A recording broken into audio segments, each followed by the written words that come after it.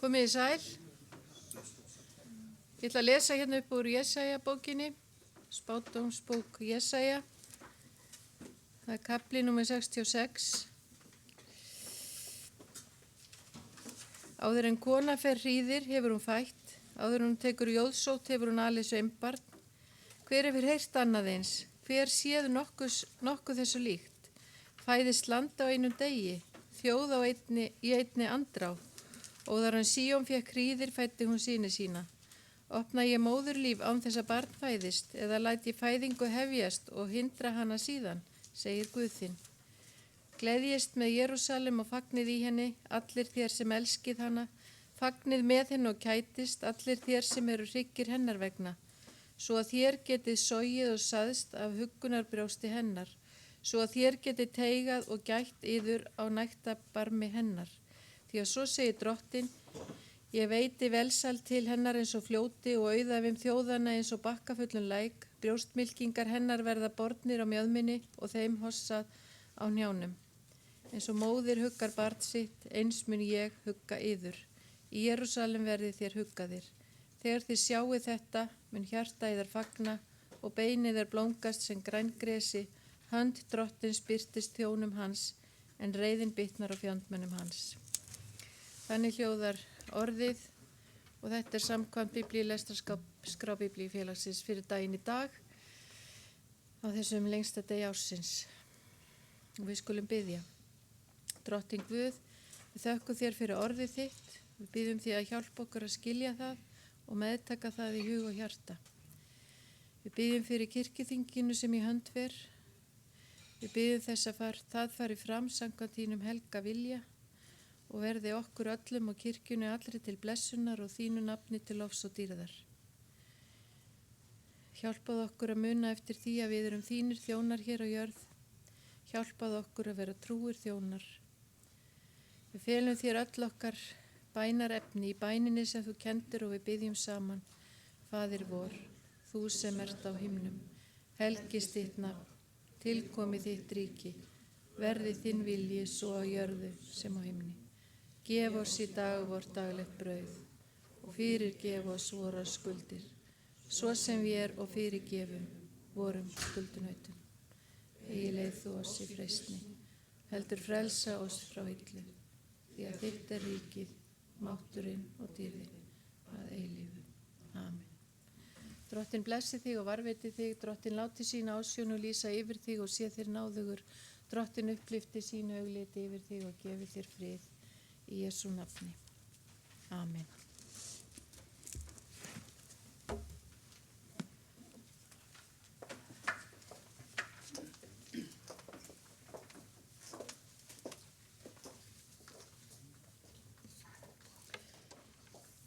Ég býð ykkur öll hjartanlega velkomin á þetta auka kirkjuþing.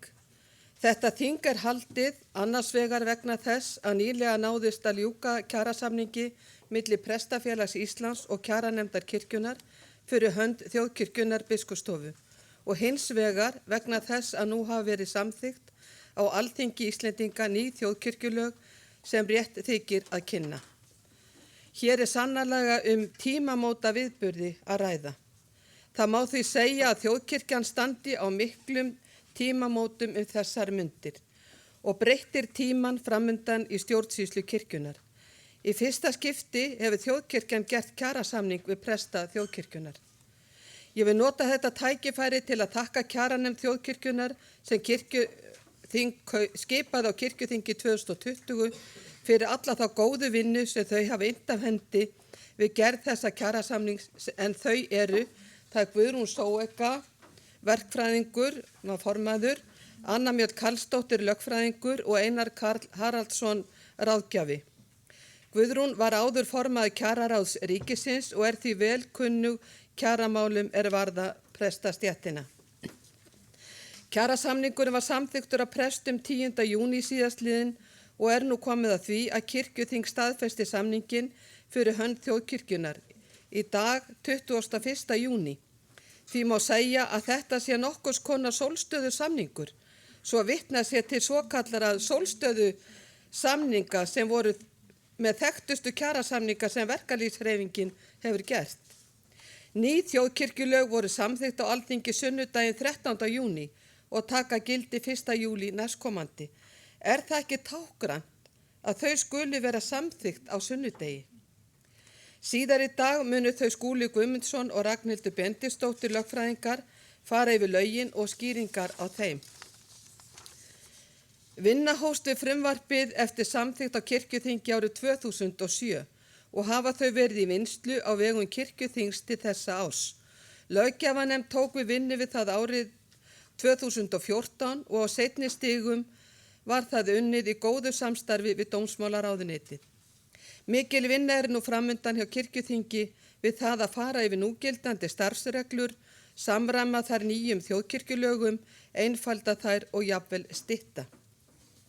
Í nýjum þjóðkirkjulögum er kveðið á að sérstakt hæfi þingfulltrúa fari eftir starfsreglum kirkjuþings.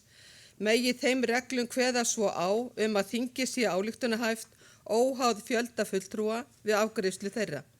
Nú er hafin vinna að hæfisreglum fyrir kirkjuþingsfulltrúa og hefur verið leitað til doktors Páls Hreinssonar, forseta EFTA-dómstólsins, til að koma til liðs við okkur við þá vinnu en Páll er doktor í reglum sérstakt hæfi.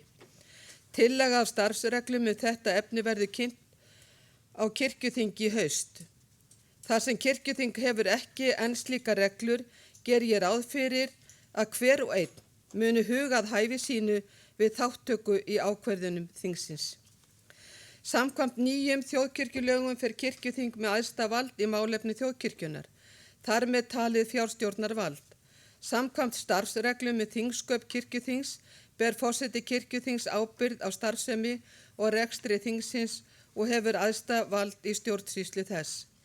Á grundvelli þessa verður ekki annað séð en að forseta og forsætisnefnd kirkjuþings sé skylt að fylgja nú þegar eftir framangreindri ábyrgð þingsins hvað varðar fjárstjórn. Því flytur forsætisnefnd nú þingsályktunartillögu fjárstjórn kirkjuþings til bráðabirgða. Í því felst meðal annars að undirbúa gerð fjárlaga næsta árs og annast framkvæmd þeirra. Á sjálfsögðu yrði þetta unnið í samstarfi þá er málið varðar. Gert því ráð fyrir að kirkjuþing 2021 til 2022 gangi frá endanlegri skipan mála hvað varðar fjárstjórn og annað það vald sem kirkjuþing hefur samkvæmt nýjum lögum þjóðkirkjuna. Er það von mín að kirkjuþing standi nú einhuga að baki þessara tillögu forsætisnefndar. Auk tillögu forsætisnefndar liggja fyrir þinginu 2 tillögur sem fjalla aðgerðir sem lúta því að hefja vinnu við að leysa þann mikla fjárhagsvanda sem við er að etja núna og okkur er öllum kunnur. En ekki má gleyma því sem jákvætt er. Í því sambandi minni ég á að doktor Bjarni Snæbjörn Jónsson hefur verið að vinna með okkur að stefnumótun fyrir þjóðkirkjuna og mun hann gera grein fyrir því starfi á þessu þingi og það er ósk mín að okkur beri gæfa til að vinna að stefnumótum þjóð og kirkju til heilla. Í veganesti fyrir daginn í dag vil ég vitna í ljóð eftir Sigurbjörn Þorkelsson. Gerum daginn í dag að góðum degi og njótum lífsins í þakklæti. Annað væri herfileg mistök, vanþakklæti, hreinn og klár klaufaskapur. Gættu þess aðeins að láta hugan aldrei bera hjartað á ofurliði. 61. kirkjuþing er sett.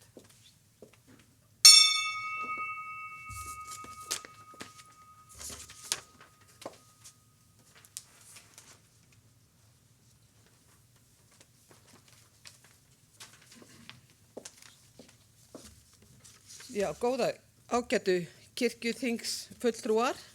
Ég ætla að segja ykkur frá því að þær eru 3 eins og það sjáir sem eru á Zoom-i. En fyrir er tekið fyrsta mál og þingskjali númer 1, það er tillaga til þingsályktunar kjarasamning Prestafélags Íslands og kjaranefndar kirkjunnar fyrir hönd þjóðkirkjunnar biskupsstofu. Og flutt af forsætisnefnd kirkjuþings og framsögumaður er Anna Guðrún Sigurjónsdóttir og tekur hún út til máls.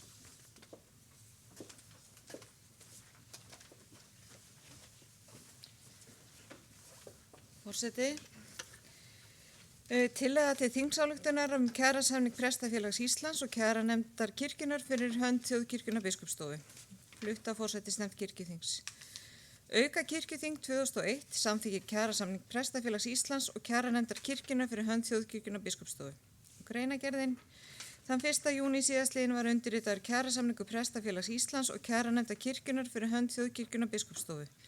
Í starfsreglum kjaranefnd kirkjunnar segir að kjaranefnd kirkjunnar hafi óskorað umboð til að koma fram sem samningsaðili fyrir hönd Þjóðkirkjunnar biskupsstofu gagnvart stéttarfélögum hlutaðeigandi starfsfólks eða öðrum þeim sem umboð hafa til slíkra samningsgerðar. Samningar kjaranefndar skulu þó undirritar með fyrirvara samþykki kirkjuþings.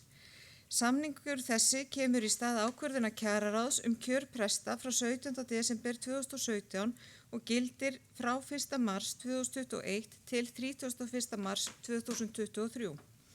En samningurinn fellur þá í gildi án sérstakrar uppsagnar. Kjarasamningurinn ásamt bókunum og fylgiskjölum var borin upp til atkvæðagreiðslu og samþykktur. Hlýtur að hafa átt að vera hérna inni af Prestafélagi Íslands. Mánaðarlaun hvers prest hækka nú cirka 34.000 að meðaltali, sjá fylgiskjal, en síðan hækka launin 3% 1. apríl 2022. Við leggjum til að þetta mál fari aðeins í eina umræðu.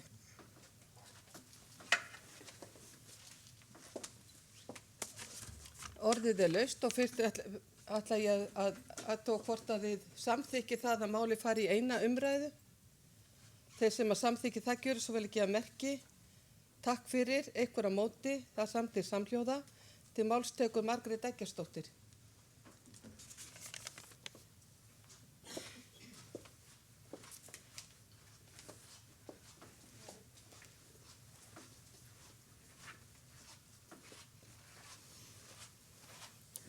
Forseti, ég bara að velta fyrir mér, ég alveg viss að samningarnefnd hefur unnið sitt verk vel og samningurinn fínn og góður og að mér finnst skrítið að kirkjuþing skuli þurfa að samþykkja samningi líka og svo sitja hérna prestarnir og þeir eru búnir að samþykkjan.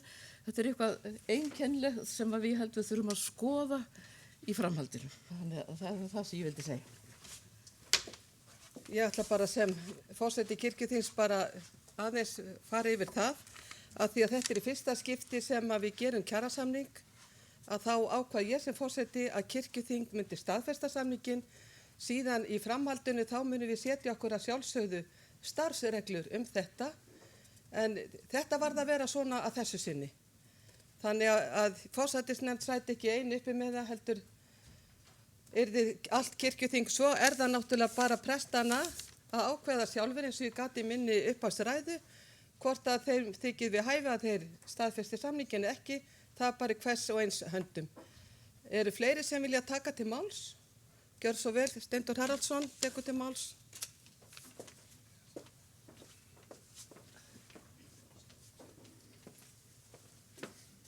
Forseti,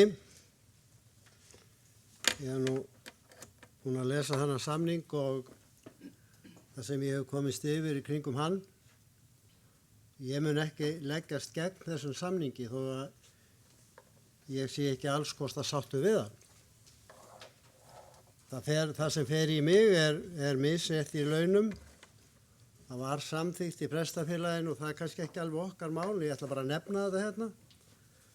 Að ég tel að það sé mjög slæmt að vera ekki með jafnlaunastefnu innan kirkjunnar. Og ástæðan fyrir ég segi þetta að menn halda að prestar hér á suðvesturhorninu eða í stórum prestaköllum að þar sé vinnuálagi mikið meira. Þetta er ósanna mál að mínu mati. Algjörlega ósanna mál. Ég get nefnt mörg dæmi það að þarna er vissulega fleira fólk, miklu meira starfsfólk og miklu meira aðstoð og það hefur ekkert verið farið ofan í þetta af neinu viti. Það er bara fullyrt að svona sé þetta, það sé meira vinnuálag að því að það sé fleira fólk. En það liggur ekkert á pappír neina rannsókn á því.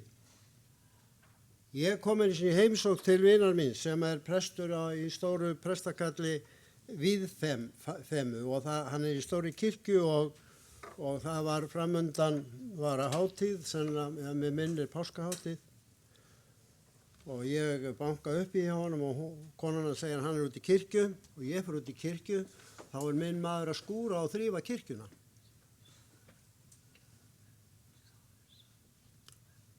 Ég veit líka þá sem eru með 6, 8, 10 og upp í 14 sóknir. Það gríðarleg vinna að vera í sambandi við 14 sóknarnótaformum, þó sé ekki annað. Það hefur ekkert verið farið ofan í þetta og ég get ekki séð betur. Og reynslan segir mér það að það sem misjafnt í launum, þar óánægja. Og ég geti ímyndað með það að mér finnst nú samt, ég veit það ekki, en mér finnst samt að þessi samningur hafi gengið aðeins í áttina að jöfnun.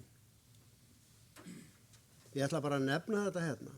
En svo annað sem ég fann ekki og leitaði mikið að, það var þessi sem sagt, kostnaður við rekstur prestsembættanna sem við þurfum auðvitað að semja við presta og eðlilegt. Ég gerir mér ekki grein fyrir því hvort að hann hefur hækkað frá því áður var, eða stendi í stað eða lækkað. Ég finn ekki þær tölur. Og svo annað sem að ég vildi gjarnan fá að vita ef það liggur á borðinu, að svo eðlilega hækkun, vísitölu hækkun sem varð á launum presta, hún hlýtur að vera inn í kirkjujarðarsamkomulaginu. Það var í kirkjujarðarsamkomulaginu gert ráð fyrir ákveðnum vísitölu hækkunum á launum presta og haldið sig innan við það í þessum kjarasamningi. En ég bara lýsi ánægju minni með það að það skuli vera komin kjarasamningur á milli presta og kirkjunar. Þetta fyrsti samningurinn og þessi samningar á milli presta og kirkjunar eiga pottþétt eftir að slípast og þetta barnsins tíma og við erum að stíga öll fyrstu skrefin í þessum málum. Ég ætla ekki að leggjast gegn þessu en ég búinn að koma þessum áhyggjum mínum á framfæri. Takk fyrir. Orðið laust. Fleiri hafa ekki hvatt sér hljós og tekur þá framsögumaður til máls. Gjörðu svo vel, Anna Guðrún.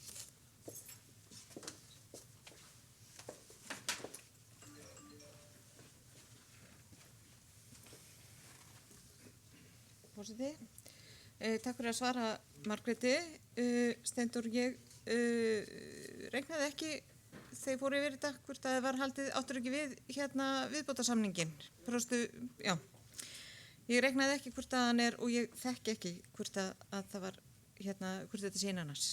Þannig að ég get eiginlega ekki svarað þér.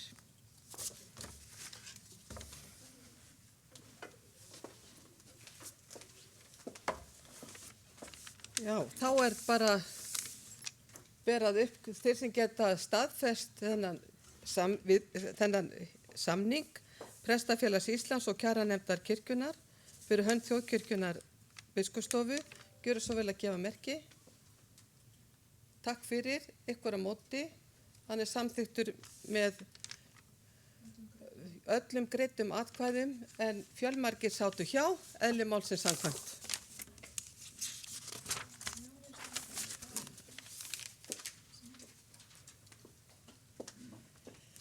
Fyrir tekið annað mál á þingskjali 2, tillaga af starfsreglum breytingu á starfsreglum starfskostnað vegna prestsþjónustu og prófaststarfa, númer 932/2020, samanber starfsreglu númer 316 frá 2021, flutt af forsætisnefnd kirkjuþings og framsögumaður Anna Guðrún Sigurvinsdóttir og tekur hún út til máls.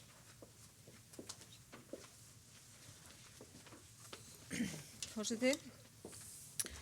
Tillaga starfsreglum breyting á starfsreglum starfskostnað vegna prestsþjónustu og prófaststarfa, númer 932 frá 2020, samanber starfsreglur númer 316 frá 2021. Flutt af forsætisnefnd kirkjuþings. Auka kirkjuþing 2021 samþykkir eftirfarandi breytingar á starfsreglum starfskostnað vegna prestsþjónustu og prófaststarfa. 1. grein. 3. grein starfsregluna fellur brott. Önnur grein. 5. grein starfsreglana orðast svo: greiðslur vegna 1. og 2. greinar eru inntar af hendi mánaðarlega vegna næstliðins mánaðar. Biskup Íslands getur falið prófastum að staðfesta akstursdagbækur presta. 3. grein. Starfsreglur þessar sem settar eru með heimild í 8. grein í nýjum þjóðkirkjulögum öðlast gildi við birtingu á opnum vef þjóðkirkjunar. Greinagerðin. Prestafélag Íslands og starfskostnaðarnefnd kirkjuþings hafa náð samkomulagi fyrirkomulag hluta starfskostnaðar starfandi presta þjóðkirkjunar varðandi akstur og síma, samanber minnisblað frá 27. maí 2021 og telst minnisblaði vera hluti af kjarasamningi Prestafélag Íslands og Þjóðkirkjunnar biskupsstofu. Sátt að starfskostnaði sé til framtíðar best fyrir komið innan kjarasamnings en ekki starfsreglum kirkjuþings og eðlilegt sé að þeir liðir sem samið núna falli úr starfsreglum starfskostnað presta og prófasta. Endurskoðun annarra liða sem nú falla undir starfsreglur starfskostnað vegna prestþjónustu og prófastarfa númer 932 frá 2020 með síðari breytingu verði unnin á samningstíma kjarasamnings Prestafélags Íslands og Þjóðkirkjunnar biskupsstofu í samstarfi starfskostnaðarnefndar og Prestafélags Íslands. Með vísan til þessa eru nú lagðar til ofangreindar starfsreglubreytingar til að uppfylla ákvæði kjarasamningsins. Forseti kirkjuþings mun leita samþykkis þingsins til þess að geta birt þessar starfsreglur með númeri lagana eftir birtingu þeirra í A-deild stjórnartíðinda á opnu vefsvæði Þjóðkirkjunnar. Í kirkjuþingstíðindum sem mun taka við að birta meðal annars starfsreglur kirkjuþings sem langar hríð hafa verið birtar í B-deild stjórnartíðinda. Leggjum líka til að þetta fari bara til einnar umræðu. Lagt til að þessi þingsályktunartillaga fari bara í eina umræðu. Þeir sem geta samþykkt það gjöra svo vel að gefa merki. Takk fyrir, einhver á móti, það er samþykkt samhljóða. Orðið laust tillögun ef ykkur vill taka til máls. Enginn hefur hvatt sér hljóðs og þá umræðu lokið og gengið þá til atkvæða. Þeir sem geta samþykkt þessa þingsályktunartillögu gjöra svo vel að gefa merki. Takk fyrir, einhver á móti, samþykkt samhljóða. Fyrir tekið 3. mál á þingskjali 3. Það tillaga til þingsályktunar aðhaldsaðgerðir í fjármáli þjóðkirkjunnar, flutt af Einari Má Sigurðarsyni, Gísla Jónassyni, Hermanni Ragnari Jónssyni og Svönu Helen Björnsdóttur og framsögumaður Gísli Jónasson og tekur hann nú til máls.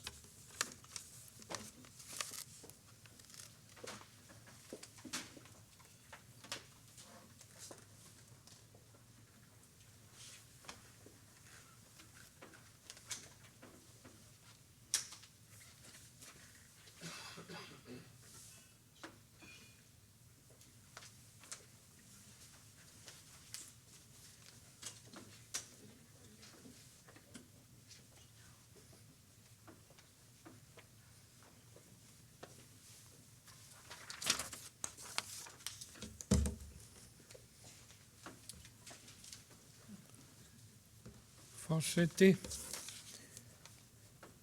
það kannski rétt að ég í upphafi geri bara aðeins grein fyrir svona aðdraganda þessa máls. Þetta mál sem flutt á okkur 4 fulltrúum í fjárhagsnefnd kirkjuþings og var til umræðu á fundi nefndarinnar núna sem loksins komst á, vísu gekk illa að koma á fundi en hann var haldinn síðastliðinn laugardag en nefndin var ekki fullskipuð á fundinu. Það vil nú reyndar svo til að í fjárhagsnefnd situr núna bara 8 fulltrúar en ekki 9 eins og í öðrum. 1 fulltrúi var færður til milli nefnda. Þannig að en þá voru ekki nema 7 nefndamenn mættir til fundar þannig að það vantaði þann 8. og því var það eiginlega niðurstaðan að við gætum ekki sagt að einhver meiri hluti nefndar væri að flytja tillögu því að við höfðum ekki 8. mannin á fundinum og vitum ekkert hans afstöðu. Þannig að það var þá niðurstaðan að við myndum flytja þessa tillögu bara sem þingmannatillögu þingmanna í fjárhagsnefnd út frá þeirri umræðu sem þar hefði farið fram. Ég vona að þetta skýri svona aðeins máli. Og bara til þess að stytta aðeins tíma þá getur ég haft sama formála næsta mál sem að bara eins að. Það er að segja fjórðamáli.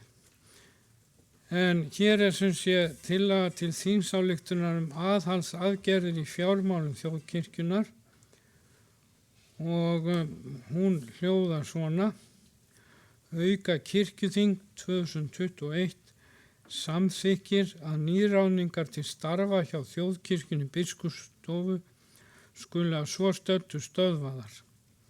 Heimildir til að færa starfsfólk til í starfi verði nýttar þar sem við á, jafnframt verði þeim starfsmönnum þjóðkirkjunnar biskupsstofu sem við á gert að takast á hendur viðbótarskyldur eftir þörfum.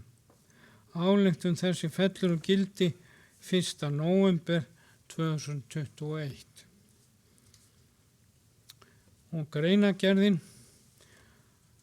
Alþingi hefur samþykkt ný lög þjóðkirkjuna sem eiga rót að rekja til viðbótarsamnings ríkis og kirkju frá 7. september 2019. Lögin öðlast gildi 1. júlí 2021. Samkvæmt 7. grein laga þessara fer kirkjuþing með æðsta vald í málefnum þjóðkirkjunnar, þar með talið fjárstjórnarvald, nema lög kveði á annað. Í fjárhagsáætlun fyrir þjóðkirkjuna biskupsstofu fyrir árið 2021 er gert ráð fyrir tekjuhalla af fjárhæð krónu 91 milljón. Fyrir liggur árslutauppgjör fyrstu 4 mánuði ársins 2021. Samkvæmt því uppgjöri er rekstrarhalli þegar orðinn 30 milljónir. Með hliðsjón af því og einnig því að útgjaldafrekir mánuðir fara í hönd, einkum vegna viðhalds fasteigna, er líklegt að hallinn verði meiri en áætlað var að óbreyttu. Launakostnaður er hæsti útgjaldaliður í rekstrarkostnaði þjóðkirkjunnar biskupsstofu og verður að leita allra leiða til að hagræða og lækka launakostnað þar sem unnt er án þess að skerða þjónustuna of.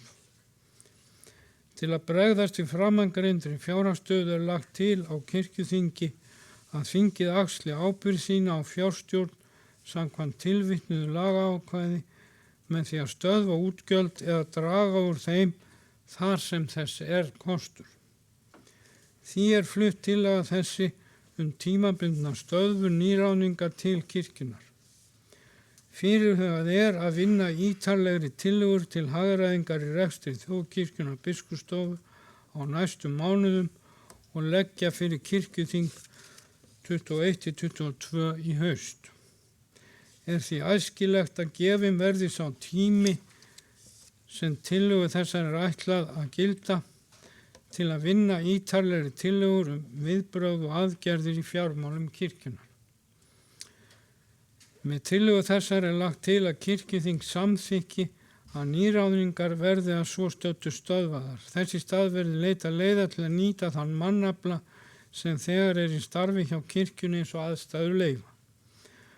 Má benda í heimild í 4. grein starfsreglna ráðningu í prestar og starfslög nr. 144/2016 með síðari breytingum. Þar er biskupi heimilað að flytja presta úr einu embætti í annað. Preststörf hafa undanfarin ár oftast verið auglýst með áskilnaði að fela megi viðkomandi presti viðbótarskyldur. Geta þær skyldur verið við prófasdæmið þjóðkirkjunnar biskupsstofu eða aðra skipulagsheildir innan þjóðkirkjunnar biskupsstofu. Hafa þessar skyldur nýst til góðra verka í þágu kirkjunnar. Lagt er til að þær skyldur verði virkaðar enn frekar þar sem þörf krefur og við á ef það getur leitt til aukinnar hagræðingar og sparnaðar. Við tillögugerð þessa var haft fullt samráð við biskup Íslands. Styður biskup að tillaga þessi verði lögð fyrir auka kirkjuþing 2021. Gert er ráð fyrir að ekki hljótist kostnaður af samþykki tillögunar. Þannig hljómar þessi greinagerð Ég held að hún svo sem skýri sig nú alveg sjálf. Það má náttúrulega segja bara svona að lokum í framsögu að auðvitað mun ekki þessi tillaga ein og sér leysa fjárhagsvanda kirkjunar, langt frá því. En þetta er hins vegar að í okkar huga ákveðin yfirlýsing það að við ætlum að taka hlutina alvarlega og að það verði allt skoðað í fjármálum kirkjunar og þá þar á meðal ráðningamál og hvernig við nýtum okkar störf og að það verði gefinu, svo má segja, umþóttuna tími fram á haustið til þess að vinna þá vinnu og ekki þá ráðið í störf á meðan sem að hugsanlega gætu í nýju skipulagi verið á skjön við þær hugmyndir sem þá koma fram. Þannig að þetta nú í raun og veru bara að tala þarna verði leyst með öðrum hætti ákveðin þjónusta þar sem það þarf í 4 mánuði. Og af þessu mun hugsanlega koma einhver sparnaður en hann er auðvitað ekki stór miðað við þær upphæðir sem við erum að leita að. Það gera sér allir ljóst en þetta er þó viðleitni í þessa átt. Ég held að þetta dugi í bili.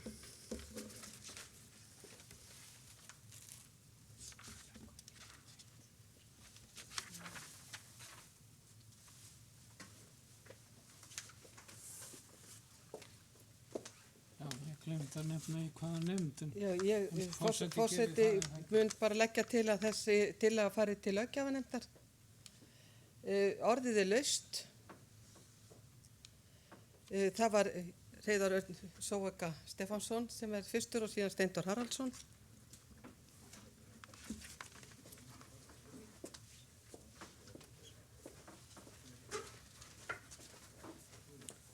Forseti, það er ein spurning varðandi þetta mál. Aukakirkjuþing samþykkir að nýráðningar skulu að svo leyti stopp eða stöðvaðar. Hvað með þær auglýsingar sem eru í gildi? Kannski bara 1 eða 2. Það sem umsóknarfrestur er ekki liðinn, kannski lok mánaðarins, er búið að stoppa það þar eða eru þær umsóknir sem eru í ekki komnar í gegn? Já, hver er hugsunin á bak við þetta? Steindór Haraldsson tekur til máls.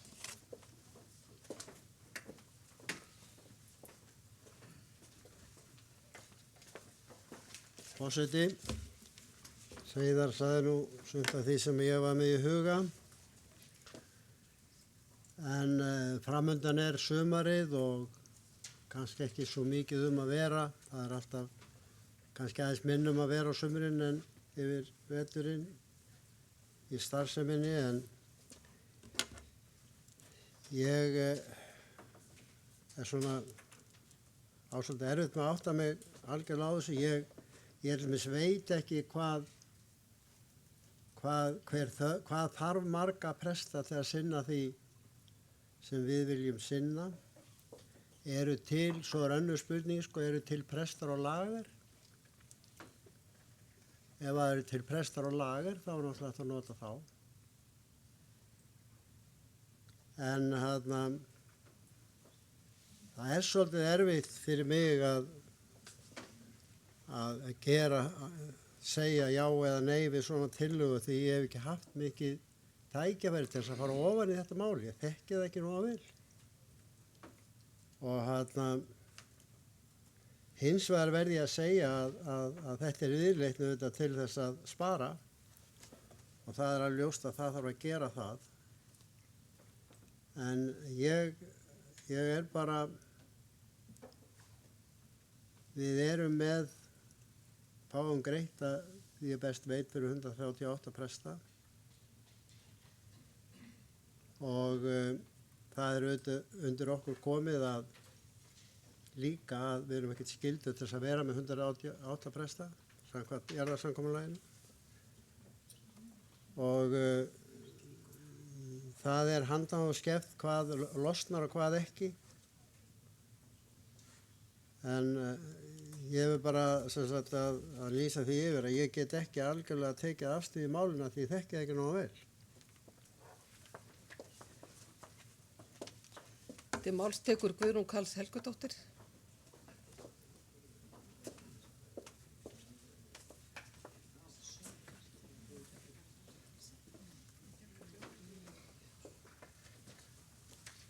Forseti. Mér langar að nefna í þessu samhengi að þetta er ekki alveg svona einfalt.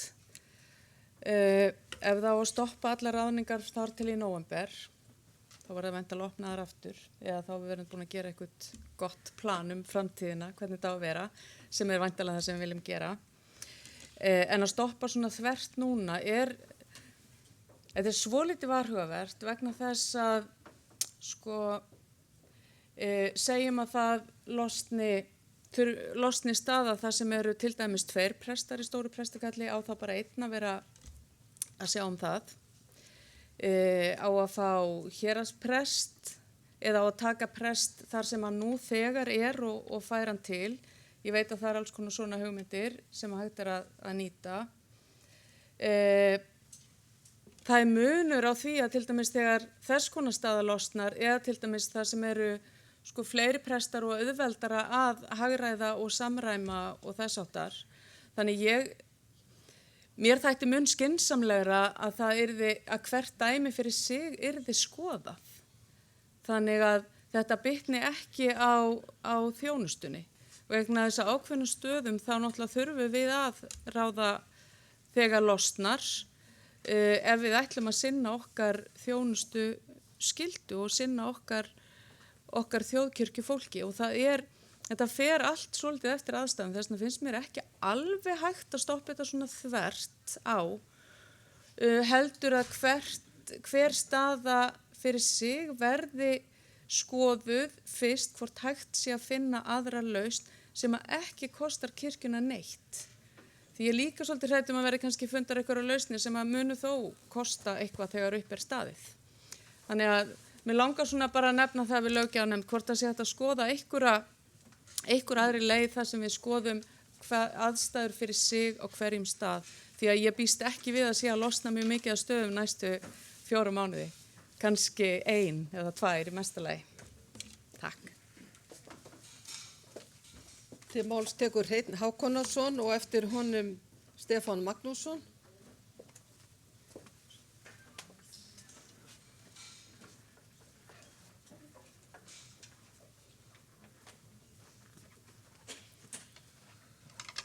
Forseti,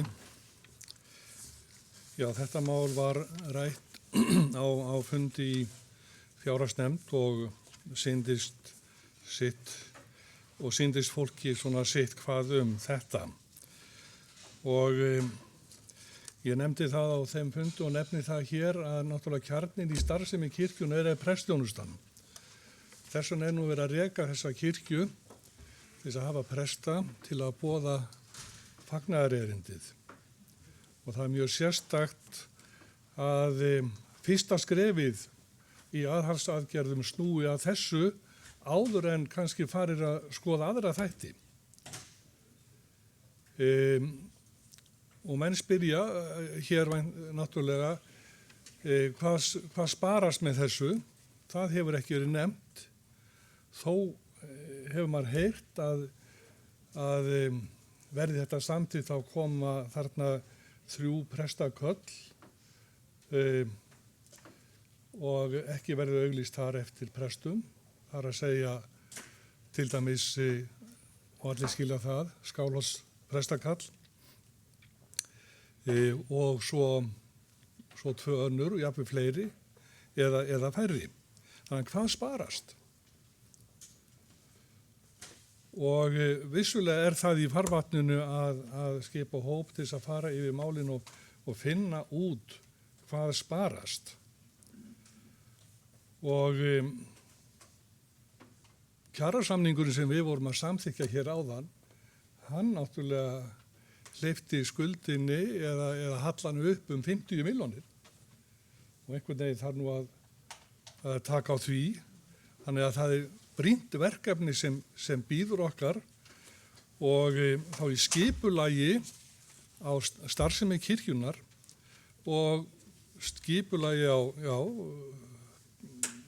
biskupsstofunni, þjóðkirkju, biskupsstofu.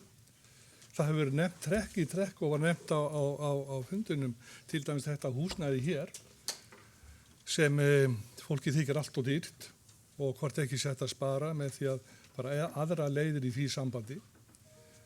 Það kemur vel til álita. En sem sé, í mínum huga þessi niðurskurður á prestþjónustunni sem kjarnin í starfsemi kirkjunar, mér finnst hann vera ekki góður, geti ekki skrifa undir það og tel að þetta spara á öðrum sviðum áður.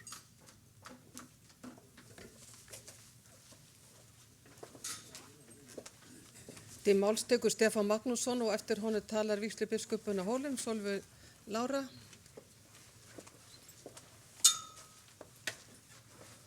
Forseti, ég þakka flutningsmönnum fyrir að koma með þessa tillögu sem löngu tímabær.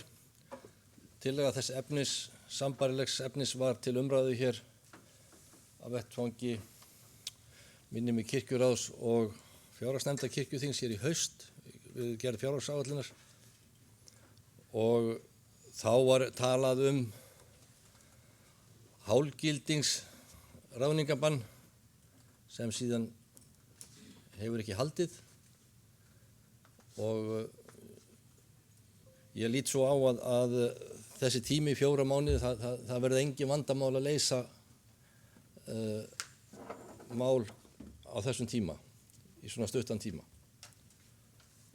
Það hlýtur að liggja í eðli starfseminnar að það sé hægt að koma málum fyrir í svo skamman tíma þannig að vel sé. Og það einnig rétt að taka fram að það hefur verið sparað víða innan kirkjunar og til dæmis hér í þessu húsi, altså í mannahaldi. Og við hljótum að taka til hendinni allstaðar þar sem hægt að spara fjármuni.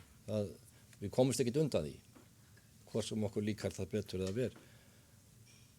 Og þessi 4 mánuði verða fljótir að líða og ég veit að við getum hæglega bjargað málum. Til máls tekur Sólveig Lára Guðmundsdóttir og síðan Arna Gretarsdóttir.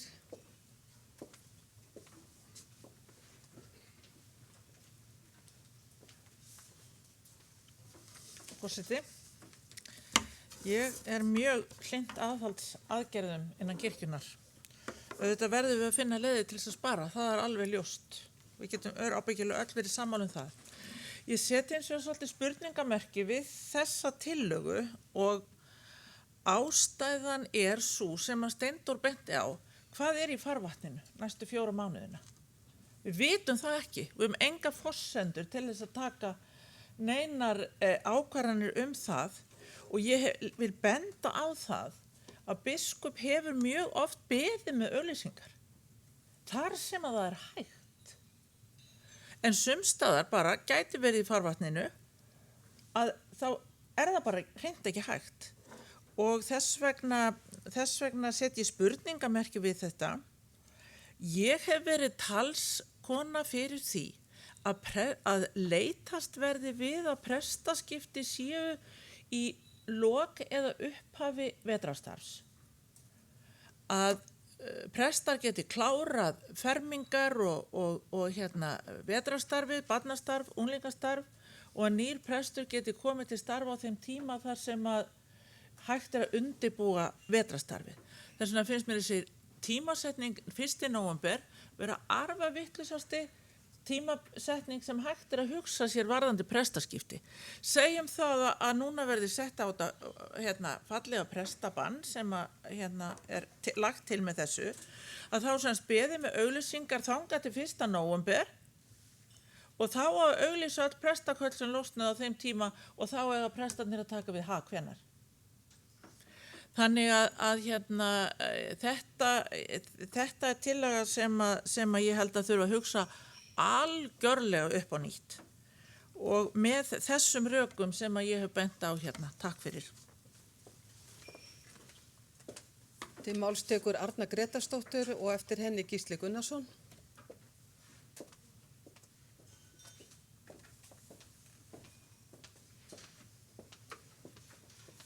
Já, forseti. Þessi tillaga eru margt góð og það er góður hugur þarna baki. Það er aðhalsaðgerðir til þess að við reynum að halda okkur innan fjárhagsáætlunar sem við mögulega náum ekki að gera þetta árið. Þegar að stendur starfsfólk eða starfsmenn í tillögunni þá er ekki bara fjallað presta og það sem hefur komið fram hérna á algjör, og ég tek algjörlega undir að stundum er þjónustan þannig að það er ekki hægt að leysa það með tilfærslu og það er bara eitthvað sem getur komið óvænt upp á eins og hefur komið upp á. Ég ætla ekki að fara endurtaka það sem hefur komið fram hérna. Hins vegar getum við hort á þessa tillögu og við getum sagt, já, heyrðu, það nú eru kannski einhverju sjálfstætt starfandi prestar sem við getum þá bara leigt. Það er engin nýráðning í því. Heldur er það að úttýsa prestþjónustunni. Ok, við getum úttýst bókhaldinu, getum gert það. Það er ekkert inn í þessu. Við getum úttýst alls konar þáttum sem að fjalla ekki nýráðningar. Þessi tillaga, hún er óbúslega góð en hún tekur ekki utan það sem við þurfum að taka utan og það er aðhalsaðgerðir í fjármálum á svo mörgum sviðum. Þannig að nýráðningar varðandi starfsfólk er ekki bara prestar, heldur allt starfsfólk og þetta útilokar ekki að við getum farið í alls konar úttýsingu verkefna, alveg sama hvaða nafni þau heita. Sem að ég er alltaf, leiða mér að segja hérna að ég er ekkert sérlega hrifin af nema í einhverjum undantekningatilfellum og þar sem að er alveg ljóst að þau verði, þeim verkefnum sé betur borgið á öðrum stöðum. Takk.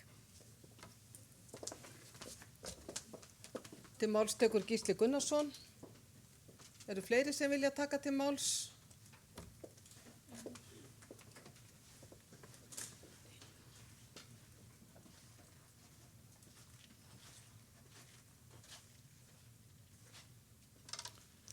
Forseti, mér langar aðeins að hefja mál mitt á því að tala aðeins vinnubrögð og samkvæmt starfsreglum kirkjuþings þá er talað að tillögur eigi að liggja fyrir 4 vikum fyrir þing og það gildi líka framhaldsþing og aukakirkjuþing. Hvenær sáu fundamenn þessa tillögu? Kannski seinnipartinn í gær ef einhver hefur opnað tölvuna þá og þessi vinnubrögð eru náttúrulega ólíðandi. Við sem erum í fjárhagsnefnd fengum 12 póst 16. júní frá formanninum með þessum tillögum. Síðan var haldinn Zoom-fundur á laugardeginum þar sem þessar tillögur voru kynntar enn frekar og beiðnum það að þetta yrði lagt fram í nafni fjárhagsnefndar og það var ljóst þar að það var það naumur meiri hluti fyrir þessum tillögum að það var ákveðið að þessi 4 sem eru skráð á tillöguna myndu flytjana. Og ég held að við eigum ekki að vinna svona á hinu háa kirkjuþingi að við getum ekki að kynnt okkur tillögur og hugleitar. Ég reyndar eftir við fengum þennan 12 på 16. júní þá sendi ég post á nefndina þar sem ég kom með hugsanlega breytingu á orðalagi en á fundinum á laugardagsins var eins og sú tillaga aldrei borist inn og ekkert rædd. Þannig að tillagan hér og greinargerðin hún er algjörlega óbreytt frá því á laugardeginum. Og það er alveg ljóst að þessi tillaga er ekki unnin í fjárhagsnefnd. Og það kom reynda fram á fundinum á laugardeginum hverjir unnu þessa tillögu.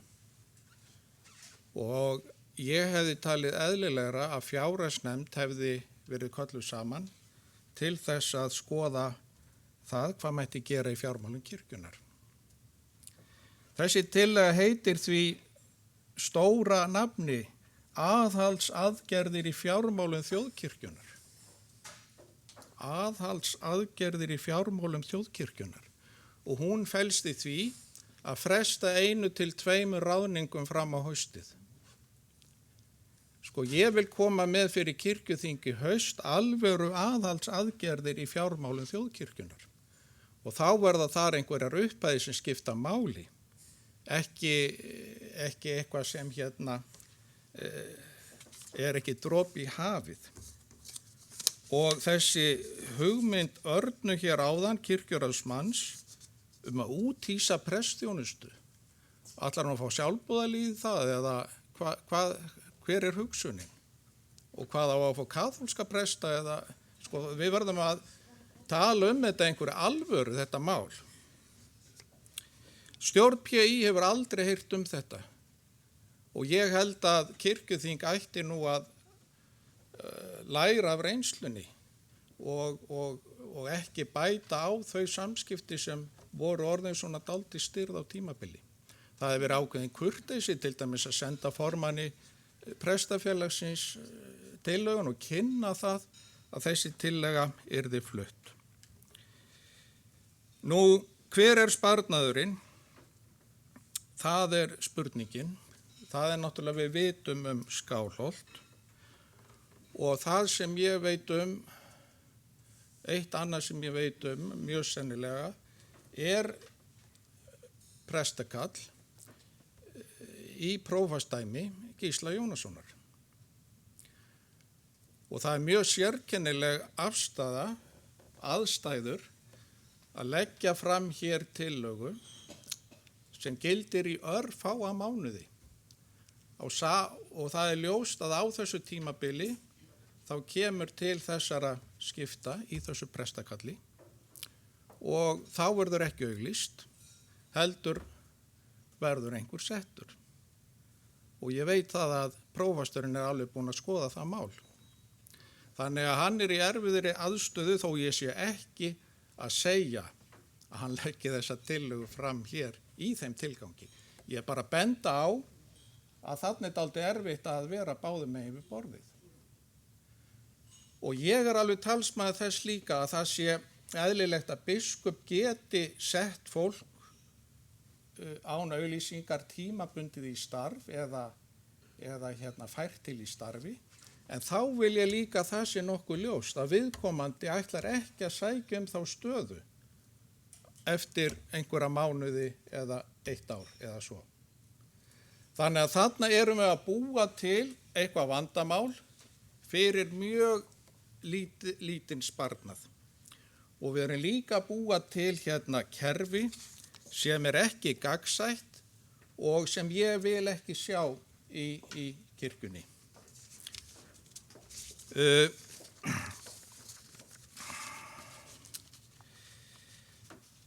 Nú, ég held að það sé nú flest komið sem ég ætlaði að nefna allavega hér í þessari ræðu minni. Gísli nefndi það að þetta væri yfirlýsing að við ætlum að taka hlutinni alvarlega.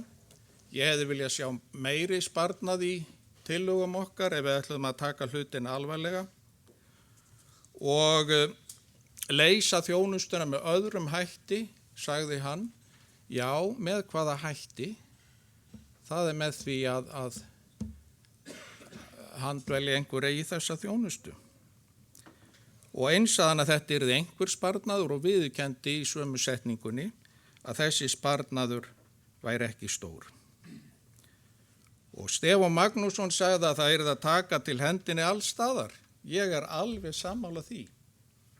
En það er ein tillaga sett hér fram sem einhver akút tillaga með innan við sólarhrings fyrirvara og hver er afraksturinn?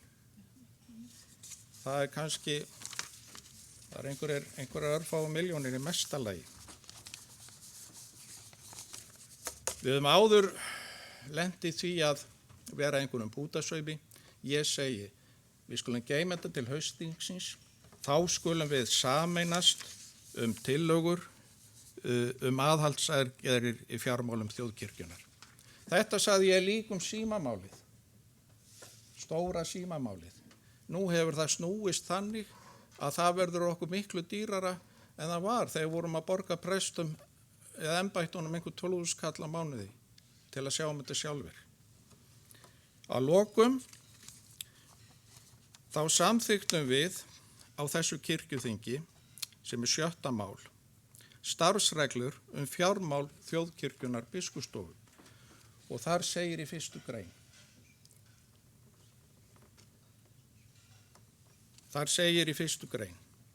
Óheimilt að inna af hendi greiðslu nema að heimilt sé til þess í samþyktum fjárlögum.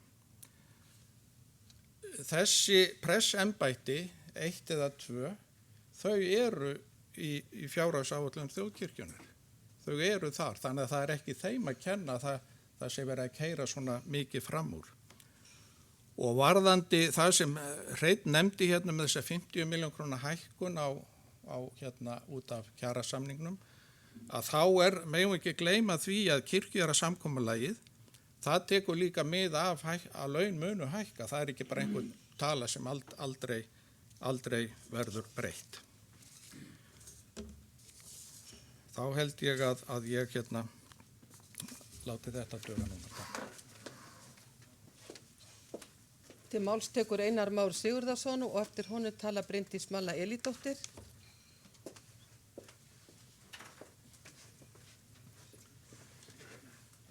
Forseti, ég held að það sé alveg ljóst á þeirri umræðu sem hér átt í stað að tillöguflutningurinn var mjög nauðsynlegur.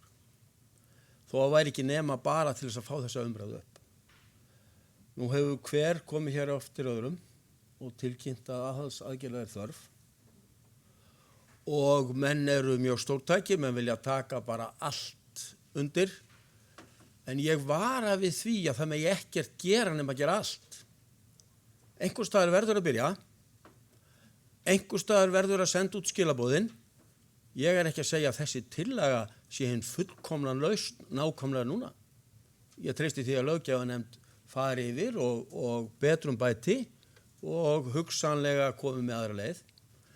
En ég held að það sem aðalatriðið þetta, við verðum hér og nú á þessum degi að samþykja einhver skref í þessa átt. Það algjört lykilatriði. Við getum ekki alltaf beðið og hækka stabbann sem þarf að taka á, því erfiðara verður að taka á hann. Og á þessum fundi sem að nefndur hefur verið hér nokkurinn sinnum í fjárhagsnefndinni og laugardaginn, þá ræddum við þetta fram og tilbaka og það bara eðlilegt að þessu skoðanaskipti í nefndinni. Og það eðlilegt að menn nálgist málin út frá mismunandi sjónarhornum. En reynir síðan að ná saman ef hægt Það reyndist nú ekki gerlegt á þessum fundi, en vonandi tekst það þegar að stærri tillögur koma, því að það allir tilbúinir að fara í aðhaldsaðgerðir. En það held ég að geta engin ábyrgur kirkjuþings maður staðið gegn aðhaldsaðgerðum í þeirri stöðu sem við erum í núna. En tökum málið alvarlega, stígum einhvað skref, þó sé ekki endilega þetta, einhvað skref sem tákgrænt það að við tökum málið alvarlega og við ætlum að byrja svo fljótt sem verða má. Forðumst líka yfirlýsingar illa grundaðar eins og þá sem að Gísli Gunnarsson var með hér áðan. Ég kannast ekki við það í þeim útreikningum eða þeim sem ég hef fengið að sjá það sem hann kallar símamáli stóra. Og það samkomulag sem við höfum gert þar við prestafélagið hafi orsakað það að það sé allt miklu dýrara. Það bara alveg þveröfugt með þær upplýsingar sem ég hef. Þveröfugt. Þannig að það væri gaman að sjá þessu útreikninga, Gísli, sem á bakvið þetta liggja og hvort að menn eru þá með alla pósta inni sem þetta mikilvægt þegar menn eru að skoða þetta.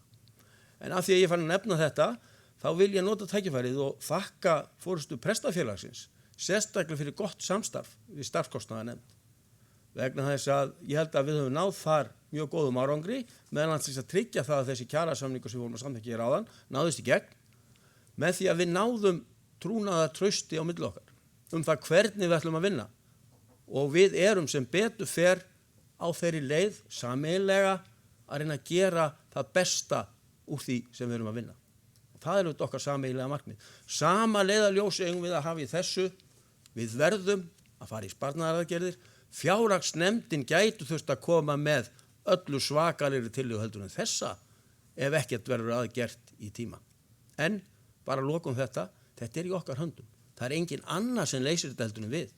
Og við þurfum þess vegna hugsanlega að taka fleiri svona umræður eins og við höfum átt hér í dag, en höfum það sem eigin markmið, náum niðurstöðu sem mest sátt en setjum okkur ekki strax í stellingar það við munum ekkert samþykja fyrir en við sjáum alla heildarmyndina. Því að þá getum við verið lengi við verðum einhvers staðar að byrja.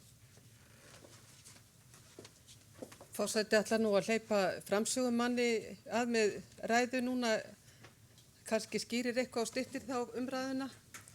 Til máls tekur Gísli Jónasson.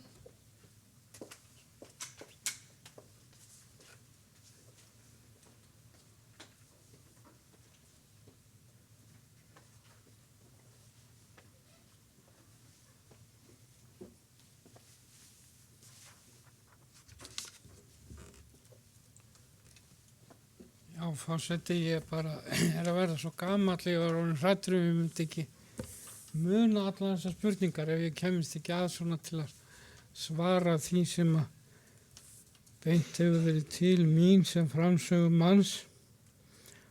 Og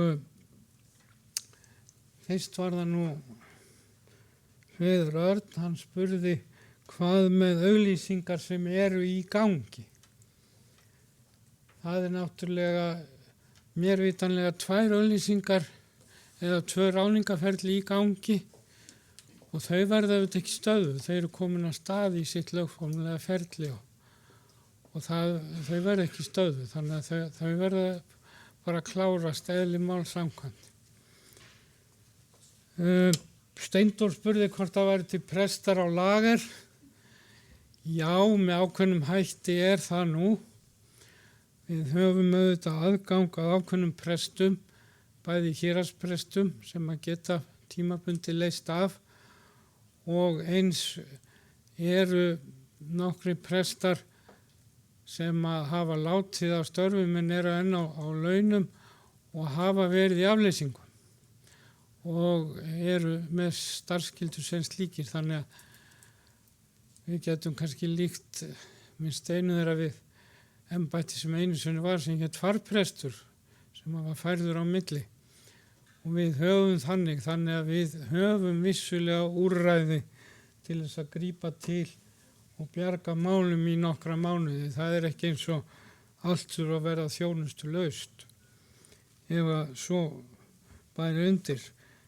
Nú Steindór, þú nefndir líka 138 embættin.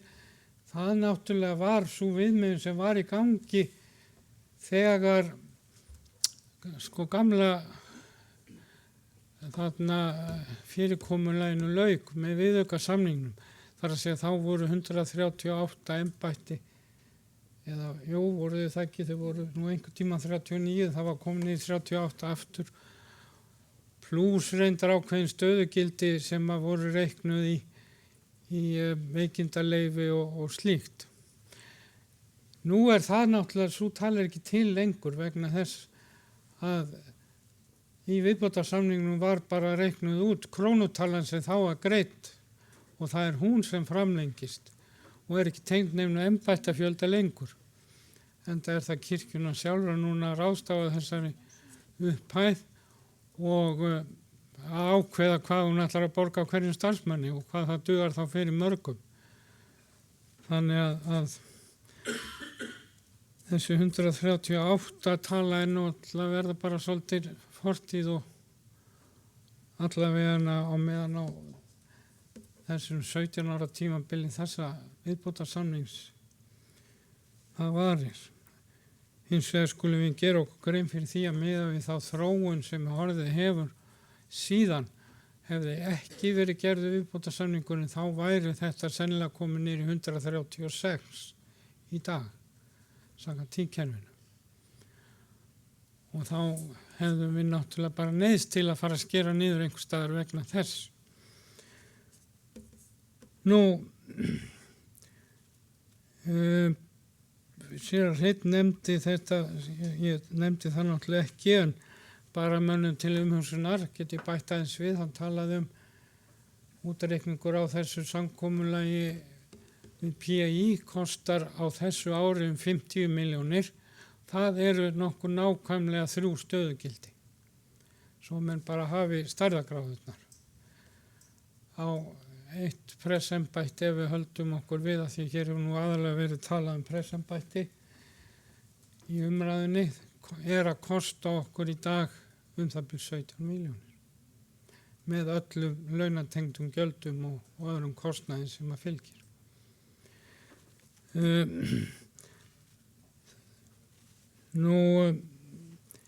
Ég vil nú bara hlaupa á því, ég get nú ekki svarað öllu en það var nú ekki allt spurningar, en ég vil nú aðeins bara nefna hér þó fyrsta lagi stóra símamálið. Formaður starfskostnaðarnefndar er nú kannski búinn að svara því, en mér fannst fullyrðing nafna míns svolítið undarleg vegna þess að við sem að sitjum í starfskostnaðarnefndinni höfum náttúrulega verið að reyna að setja krónur og aura á þetta samkomulag og við fáum ekki út neina hækkun, heldur þvert á móti ákveðna hagræðingu. Það sem að gerist og kannski Gísli nafni minn sér, eða má ekki nefna nöfn hér, ég fyrir ekki að þarna, það er að í þessu samkomulagi er horfið í það nýja kerfi að leggja mönnum til síma og auðvitað getur, ef allir kæmu á sama punktinum og vildu fá nýjan síma, þá kemur ákveðin gusa þar, en sá sími er síðan til notkunar í ákveðin árafjölda og þegar við tökum heildartíman þá það kæmi hugsanlega einhver skafl. Ég nú reyndar ekkert viss um allir prestar komin hlaupandi til á fyrsta degi og vilja nýjan síma. Það verður bara að reyna á það, en þá höfum við reiknað út að það komið þarna, ég get nú ekki nefnt tölunar því ekki með það fyrir fram með mig, en það hleypur, sparnaðurinn hleypur á milljónum og ekki bara 1 eða 2, heldur mörgum milljónum. Þannig að svo það sé nú þá bara sagt hér svona til þess að menn þurfi ekki að óttast það að þarna hafi verið farið úr öskun í eldin. Ég held að það sé nú ekki, klárlega ekki. Nú varðandi ráðstafanir á embætti í mínu prófastæmi sem vikið var að, þá vil ég nú bara eiginlega vísa þeirri umræðu frá mér og þar er bara verið með einhverja spekulasjónir hluti sem að ég hef ekki einu sinni rætt við biskup eða nokkurn mann og það er í fyrsta lagi ekki ég sem stjórna þeim afleysingum. Þannig að mér finnst það nú eiginlega bara óviðkvæmilegt að vera að blanda svoleiðis hlutum inn í þessa umræðu og ætla ekki að víkja orðum að því. En ég vil nú bara taka undir að lokum með orðum Einars Más að einhver stað verður að byrja og við erum ekki að byrja á einhverjum bútasaumi. Í mínum huga er aðalmálið og ég bið ykkur að átt ykkur á því að það er tilgangur okkar sem flytjum tillöguna. Aðalmálið er það að það gefist einmitt ráðrúm til þess fram á haustið að vinna þessar heildsstæðu tillögur sem að menn er að biðja hér. Og það sé hægt að vinna þær í friði og sátt án þess að við séum að óþarfu að koma okkur í vandræði með einhverjum ráningum sem að hugsanlega nýju fyrirkomulagi ættu að vera með öðrum hætti heldur en er í dag. Og þar er enginn búinn að gera sér neina niðurstöðu fyrirfram í sjálfu sér, heldur bara það að við þarna fáum þann tíma sem við þurfum og fram að þeim tíma verði málin leyst með öðrum hætti eins og hér er lagt til og auðvitað með sem minnst tilkostnaði. Takk. Ég vona að ég hef ekki gleymt að svara neinum en.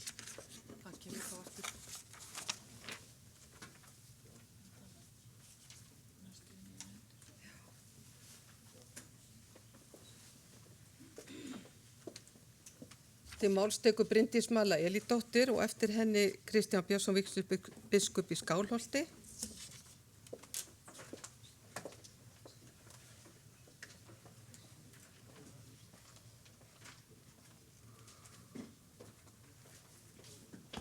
Forseti. 4 mánuðir eru fljótir að líða, en mér langar líka að fá að benda á að 15 ár eru líka fljót að líða. Og við getum ekki alltaf hugsað einn dagur síðan sem 1000 ár. Við þurfum að bregðast við fjárhagsvanda kirkjunnar núna og við þurfum að tala okkur saman niður á farsæla leið í þeim efnum. Og þess vegna er umræðan í dag mjög góð eins og hér hefur verið bent á. Staðan í fjármálum kirkjunnar er vissulega alvarleg, en við megum heldur ekki gleyma því að hún er hvorki ómöguleg né óleysanleg. Þetta er staða sem er í okkar höndum. Við höfum þarna ákveðið tækifæri. Við höfum tækifæri til þess að vinna vel úr því sem við höfum. Og getum þess vegna alveg líka hort fram á bjartari tíma fyrir kirkjuna líka þegar kemur að fjárhagsmálum. Við höfum tækifæri til þess að taka núna fast á málum og mér langar að brýna okkur í þeim efnum. Því endurskoðun á fjármálum kirkjunar getur líka boðið upp á dýrmætt tækifæri þar sem við ráðumst kannski nauðsynlega breytingar á þjónustunni án þess að verði skerðing við sóknarbörn okkar eða við þau sem við erum að þjónusta. En við erum að horfa fram í nýja tíma, við erum að horfa fram á ákveðnar breytingar og þar að sjálfsögðu verða fjármálin að vera í föstum skorðum og tekin alvarlega eins og við erum að gera hér og langaði bara að leggja áherslu á það að alvarleg staða er samt alls ekki ómöguleg. Til máls tekur Kristján Björnsson og eftir honum Svana Helen Björnsdóttir.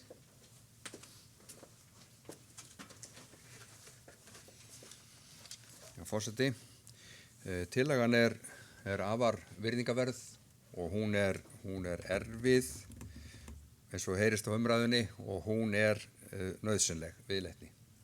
Bara ég vil árétta það sem mína skoðun á þess að ég hafa atkvæði í þessu máli en sko aðeins að draga fram að sko grunnskylda biskupa er að sjá fólkinu okkar fyrir þjónustu. Og það er þá í raun og veru líka grunnskylda kirkjuþings og grunnskylda allra sem koma að því að skipuleggja þessa þjónustu. Af því það er grunn þjónusta kirkjunar í raun og veru. Það sem ég finnst svolítið erfitt við tillöguna, ef ég á að segja eins og að það er aðeins orðalagið inni og að stöðva og við höfum notað sko hugtök, það kemur aðeins fram í greinagerðinni, talað tilfærslu og það við talað viðbótarskyldu. Viðbótarskylda er þá ráðstöfun á starfstíma viðkomandi presta sem hafa hana og kostar ekki aukalega nema þá akstur eða sko embættiskostnað. Nú nágranna þjónusta, það þarf yfirleitt að greiða hana, það hefur verið gert og það er spurning hvort það hægt verið að taka á því. Það hefur venjulega verið miðað við hálfa stöðu eða hálf laun öllu heldur. Auka þjónusta, hún hefur líka verið greidd og svo var til hérna áður fyrir að því ég er að verða svo með elstu mönnum hér líklega allavega í anda varðandi sko embættisskilningin að var til sem sagt kollegial skylda presta að leysa aðra af og þá var aldrei greitt neitt fyrir það. Og ég er það gamall að ég náði allavega að gera það. Og fannst það vera bara alveg virkilega notaleg tilfinning á bakvið það. En síðan er náttúrulega ráðstöfun á starfsskyldu héraðspresta, það er náttúrulega til og svo er alltaf möguleiki að taka upp í raun og veru eitt erfitt mál, sko þó ég hafi sagt að þetta væri erfitt núna hjá okkur, sko þá var þetta ekki neitt meðan við 2008. Ég var þá í kirkjuráði og þar vorum við blóðugur upp fyrir axlir mánuðum saman að skera niður, leggja niður störf, kalla menn heim og láta það hætta, fækka prófestum, stöðva allar nýjar framkvæmdir með styrkjum frá jöfnunarsjóði. Við vorum í gríðarlega erfiðri stöðu þá eins og landið allt og við tókum á því eins og góð stofnun. Frá þeim tíma hafa prestar ekki enn fengið fulla leiðréttingu og embættiskostnaði. Ég bara segi ykkur þetta til upplýsingar. Nú síðan það er eitt sem ég langaði til að leggja til hérna, sko, það er eitt sem við getum gert, það tekur svolítið tíma að ná fram og þess vegna finnst mér sko svona skref á að vera eins og núna, þetta á að vera til áramóta minnst og en það þarf á móti að koma inn heimild til þess að í vissum aðstæðum að hægt sé að setja menn í aflýsingarþjónustu eða til tímabundið á meðan ekki er auglýst og þá hef ég mestar áhyggjur af prestaköllum þar sem að myndast við brotthvarf ef að laust embætti einhvers staðar á landinu að þá hef ég mestar áhyggjur af þeim prestaköllum þar sem verða gríðarlega vegalengdir eða fjarlægð við sóknarbörnin og hér á höfuðborgarsvæðinu er þetta minni vandi hvað þetta varðar og ég saknaði svolítið að ég hefði viljað sjá inn í þessum tillögum einhver svona auknar eða skýrari heimildir sem fylgdu því. Til dæmis bara skýrari heimildir varðandi seinkun á auglýsingu lausra embætta. Bara það atriði og svo eins hitt að einhvers konar heimild fyrir biskup Íslands eða fjárhagsnefnd eða einhver til að samþykja það að það verði, sko þrátt fyrir þessa ákvörðun verði hægt að auglýsa það sem er brýn nauðsyn og ekki fæst neitt með þessum úrræðum sem eru nefnd hérna varðandi viðbótarskyldu til dæmis. Það er ekkit allstaðar alveg raunhæft. Og nú svo hérna, ég veit að ég hef mjög stuttan tíma en ég vil að í öllum þessum aðgerðum og það er óttið sem kemur hérna svolítið fram í umræðunni að það verði sko reynt að tryggja eins og kostur er og hefur mjög oft verið gert aðkomu og ákvörðun sóknarbarnanna sem sagt með annarkvort með samráði við sóknarnefndir eða kjörnefndir að reyna að koma því líka fyrir einhvern veginn og svo verðum við hugsanlega að sætta okkur við bara ósetin brauð. Það er hugsanlega framtíðin. Eitt vil ég nefna hér eða tvö atriði sem ég vil nefna svona til hagræðingar til viðbótar þessu og það er að leggja niður embætti sem við erum að greiða að fullu fyrir sem hafa mjög takmarkaða þjónustu eða vinnuskyldu. Það tekur 6 og upp í 12 mánuði að býta í raun og veru vegna biðlauna en við þurfum að grípa í þetta. Við verðum áður en við höfum ósetin brauð að taka á þessu vandamáli. Nú svo þarf að taka upp í ríki og reikna út hvort það geti verið að það hafi inn í þessum samningi ekki verið gert ráð fyrir launahækkun á þessu ári. Við heyrðum þetta svolítið nefnt í haust sem leið.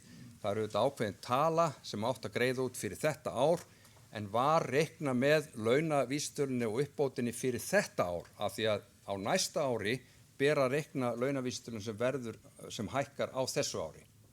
Þannig að sko er hugsanlegt að við séum einu ári eða missum út 1 ár. Þetta er eitt og svo er annað bara í lokin við megum ekki missa prófasta í auknum mæli úr grunnþjónustu í prestakalli. Þetta er eitt af því sem er svona aðeins þróun sem ég hef heyrt að er svona í gangi og ég hef séð hort upp á þetta en við reynum að halda þessu þannig að missa ekki fólk úr grunnþjónustunni. Þetta eru bara nokkur atriði sem snúa mest af prestunum af því ég hef auðvitað mikla áhyggjur af því og svo varðandi önnur útgjöld hér sem er í stjórnsýslunni og eru þess áttar og líka varðandi sparnað á vegum kirkjuþings. Takk fyrir. Nú eru 5 á mælendaskrá og fer nú forseti að loka fyrir mælendaskrá en til máls tekur Svana Helen Björnsdóttir og eftir henni Guðbjörg Arnardóttir og síðan Arna Gretarsdóttir. Já, þú ert á blaðinu hjá mér. Forseti. Við sem að stöndum að þessari tillögu, við gerum okkur það ekki til gamans að leggja hana fram. Okkur þykir ekkit skemmtilegt að þurfa að leggja svona tillögu fram. Hvernig hefði okkur liðið á kirkjuþingi ef engin tillaga hefði komið frá fjárhagsnefnd? Þessi tillaga hefði bara ekki komið fram og við hefðum bara setið þetta þing og látið eins og að engin vandi væri. Hvað hefði fólk úti í samfélaginu haldið okkur í sóknunum? Hver ábyrgð okkar sem erum að koma hingað í dag? Og munum það að tíminn skammur. Við reynum hérna að axla ákveðna ábyrgð sem okkur falin í fjárhagsnefnd og það alveg rétt sem fram hefur komið að við áttum þungan fund á laugardaginn og það bara eitthvað sem við verðum að sætta okkur við, að við verðum að þola spennu í svona málum. Það alltaf erfitt að spara og skera niður. Það bara ættu allir að kannast við úr sínum heimilisrekstri og það alveg eðlilegt að við ræðum bara allar hliðar á því. En að lokum þá þarf að framkvæma.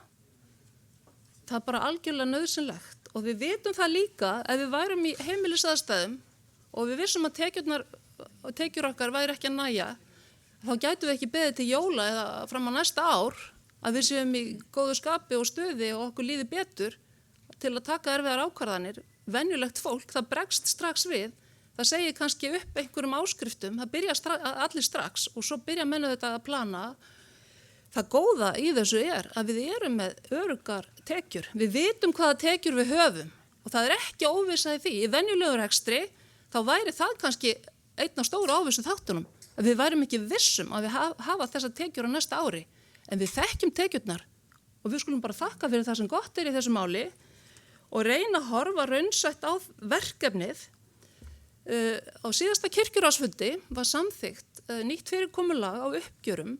Þannig að það verða ársfjórðungsuppgjör vönduð með samanburði við áætlanir og við síðustu ár og ætlunin að leggja þessi uppgjör fyrir og kynna þau fyrir kirkjuþingi, sérstaklega auðvitað fjárhagsnefnd sem á að vinna með kirkjuráði og þetta auðvitað breytingar.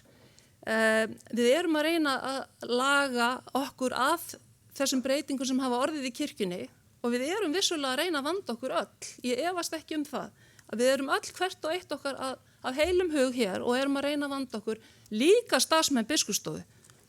Og það skiptir máli að við getum talað saman og átt góð samskipti því að við þurfum að kunna hlusta, við þurfum líka að hafa hugrekki til að taka ákvarðanir og það fylgir þeim ákveðin sásauki. Það alveg ljóst. Við skulum ekki halda svo sé ekki.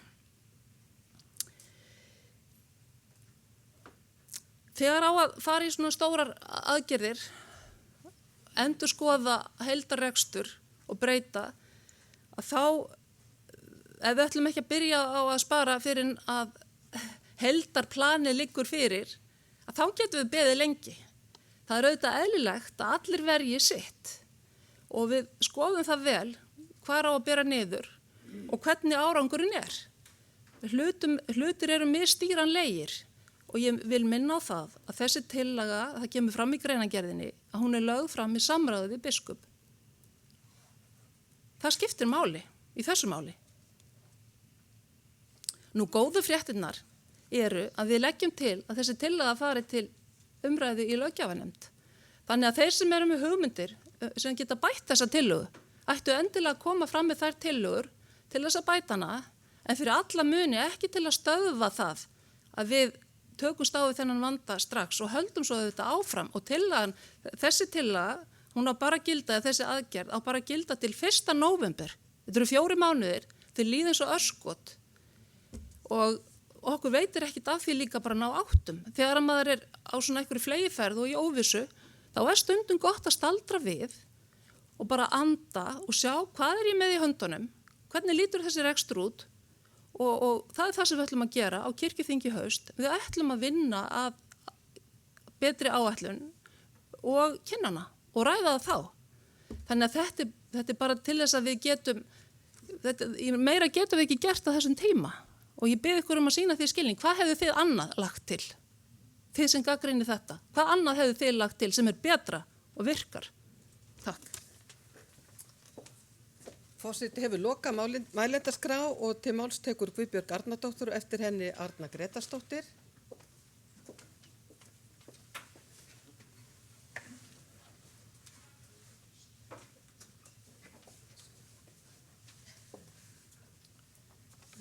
Forseti, ég kom hérna upp því að bað orðið þegar Gísli Gunnarsson tók hérna til máls og bað það þá vegna þess að mér langaði til þess að taka undir hans orð og það sem að þegar hann hóf mál sitt að vera ósátt við þau vinnubrögð þar sem að mér finnst vera því miður að endurtaka sig og oft á þessum auka kirkjuþingum okkar að málum komið einhvern veginn inn með stuttum fyrirvara og við verðum að stöðva þessi vinnubrögð.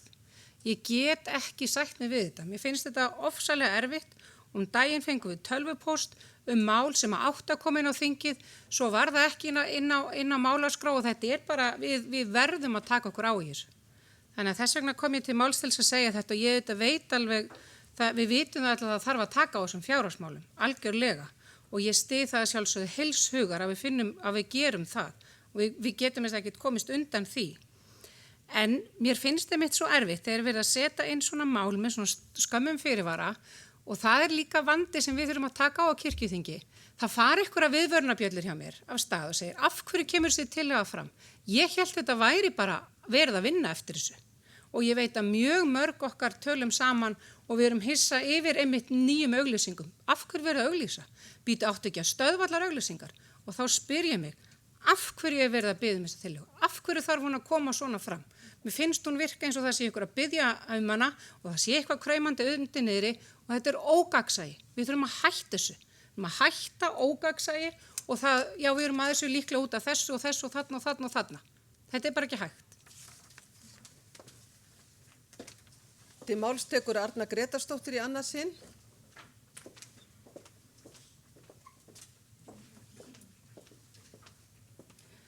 Já, forseti. Ég bara sá mig knúna til þess að koma aftur hérna og leiðrétta misskilning hjá góðum kollega sér að Gísla eða ég komst klaufalega og orði líklega alltaf mögulega að reyna að vera fyndin en hérna ég var ekki að leggja það til að prestþjónustu væri úthýst hins vegar. Er það þannig að þessi tillaga hún girðir ekki fyrir og þá er ég ekki að tala prestþjónustu, heldur annars konar verkefni verði úthýst. Þannig að það sem ég var að leggja áherslu á var að við höldum okkur innan þess ramma sem að kirkjuþing hefur sett, sem þessi fjárhags áætlun og Svana útlistaði svo vel áðan hvernig við erum að reyna að fylgjast svo ofboðslega vel með þessum ramma. Bara ég held öll sem eitt. Ég bara hef þá trú. Takk. Til máls tekur Axel Árnason Njarðvík og eftir honum Skúli Ólafsson.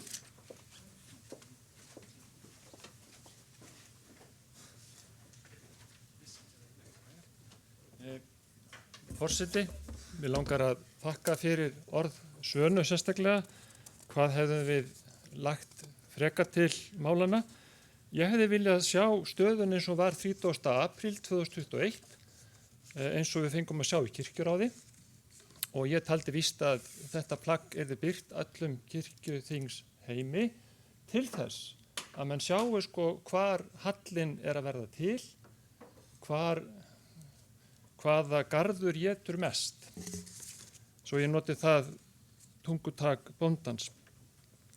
Kirkjuþingið í fyrra og við reyndar samþykktum ákveðina þætti varðandi rekstur kirkjunar og snýra fjárstjórnarvaldi kirkjuþings. Og án þess að geta farið með það vald, þá þarf að hafa bókhaldið við hendina til þess að sjá. Og það er beinlínis rangt sem Stefán Magnússon sagði að allt lægi undir. Þegar allt liggur undir þá er hægt að skoða alla hluti. Ég er þar með í huga til dæmis þá styrki sem kirkjujarðarsamkomulagið er að veita, núna 160 milljónir komnar fyrstu 4 mánuðina, það má ekki snerta það. Því það að enn verra og erfiðar er að glíma við hallan. Þetta plagg sem lá fyrir á kirkjuráðsfundi er hægt að óska eftir því að kirkjuþingsmenn fái það. Uppgjörið fyrstu 4 mánuðina sem sýnir svart á hvítu hvar liðirnir eru og það er til dæmis, mér finnst dapurt að heyra svo oft talað prestsþjónustan sé dýr, ef hún hryggjarstykkið í starfi kirkjunnar. En ef hún ekki að búa til stabban, ef hún ekki að búa til hann stóra halla, hvað þá? Þá erum við að fókusera á ranga þætti. Við viljum gjarnan að kirkjuþing beri þessa ábyrgð sem fjárstjórn elur af sér, en til þess þurfum við að hafa tölur til þess að geta greint hver vandinn er. Annars erum við bara eins og einhverjum fundi þar sem hver segir bara sína speki, en gagnadrifin ákvörðun er það ekki.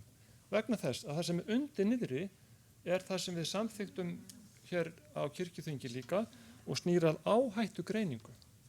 Hvaða áhætta fylgir því að hafa ekki réttar upplýsingar til þess að taka ákvörðun á? Það er til dæmis, held ég, stór áhætta. Á hverju hausti þarf bóndinn að ákveða hvað hann setur á og menn reyna að setja eins fáa hrúta á hægt er. Vegna þess að hrútarnir gefa engin lömb að vori. Þetta vissi ég ekki þegar ég tók við, ekki eins og kindurnar, ekki eins og gimbrurnar, en þetta vissi ég ekki þegar ég kom austur í sjálfu sér. Ég þekkti ekki muninn á hrút og sauð og ég dreg þetta fram vegna þess að ég vissi það að þykir ekki heldur, en gagnadrifin bóndi veit það. Sauður, hann elur ekki af sinni einu lömb og ég svona fer kannski létt með þetta hérna ræðin stól vegna þess að skiptu svo miklu máli að við höfum gögn til þess að tala og taka ákvörðun um. Er það prestsþjónustan sem er svona dýr? Eða er það eitthvað annað? Og hvað er þetta annað? Það veit enginn það nema að skoða gögnin.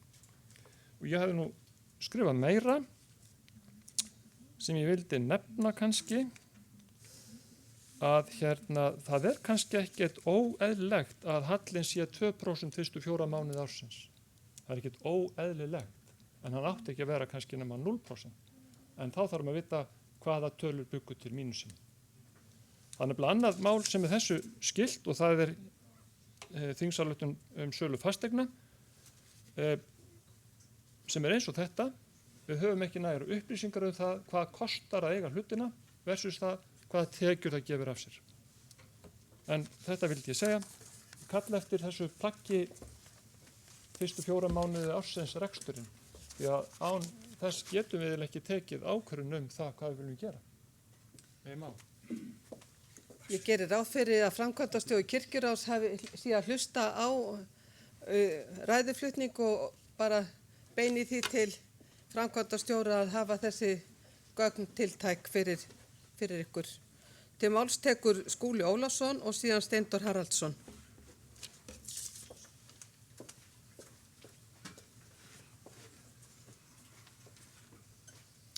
Forseti, ég ætla nú ekki að vera langorður, margt hefur komið fram hérna áðan. Ég vil bara taka undir sjónarmið Svönu Helenar sem benti á það að þetta er ekki góð staða vitandi hverjar tekjur okkar eru, að við skulum vera að glíma við fjárhagshalla. Þetta gerist náttúrulega það sem tekjur eru mjög sveigjanlegar, sveiflast mikið til, þá er fyrirsjáanlegt að maður geti lent í svona stöðu, en í kirkjunni eigum við að vita þetta. Og við höfum að geta gert áætlanir fram í tíman, þannig að þetta er svolítið erfitt og leyfir mér að segja frekar vandræðalegt að við skulum vera stödd á þessum staðnum. Og tillagan eins og þessi er bara viðbrögð við mjög óeðlilegu ástandi, tiltölulega skammur tími þar sem að málin verða í biðstöðu. Og þá vil ég bara fenginni reynslu að hafa þjónað í sókn í aldarfjórðung eða hvað nú er, að það er mjög mikilvægt að þá sé sem sagt viðkomandi söfnuðir fái mjög góðar upplýsingar ástandi, það sé útbúinn fræðslupakki svo fólk upplifið þetta ekki sem einhverja duttlunga sem þeir eru náttúrulega ekki. Við erum að reyna að koma þessum málum í eðlilegt horf.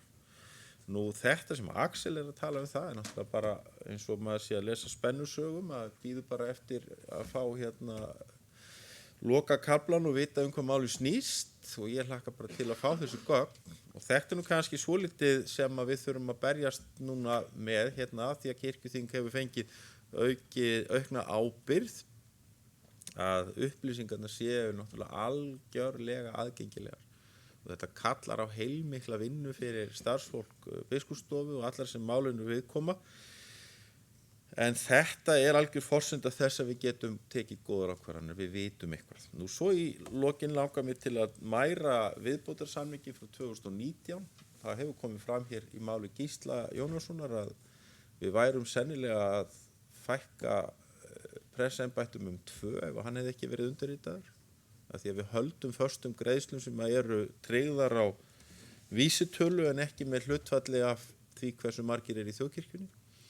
Það óhemju mikilvægt að við skildum hafa stigið það skref og ég vil líka benda á það og ég svona kannski miskildi Axel áðan en í mínum huga og ég held að sé alveg réttu skilningur að þá höfum við náttúrulega algjört frelsi til að ráðstafa þessum fjármunum sem þjóðkirkjan lætur okkur hafa. Þetta ekki bundið einhverjum prestsembættum eða einhverju slíku, það gamla fyrirkomulagi. Þannig að við höfum frjálsar hendur til að vinna með þetta fjármagn, það náttúrulega heilmikil ábyrgð sem fylgir því og það verður að vanda vel til mála svo að bæði sem sagt kirkjuþingið hafi allar aðgengilegar upplýsingar og líka náttúrulega þeir söfnuðu sem munu finna fyrir því þó aðeins í skamman tíma að málin ganga ekki eins hratt fyrir sig og þeir hefðu viljað. En það ástæða fyrir því og ástæðan óásættanleg staða fjármála innan þjóðkirkjunar sem við þurfum að laga og gefa okkur það andrými sem að þessi tillaga leggur til og ég henni hlynntur.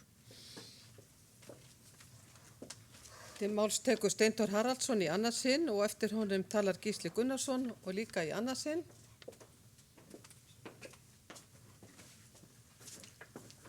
Forseti, nú hef ég hlustað á okkur hérna, kæri vinir, og reyna að gera upp hug minn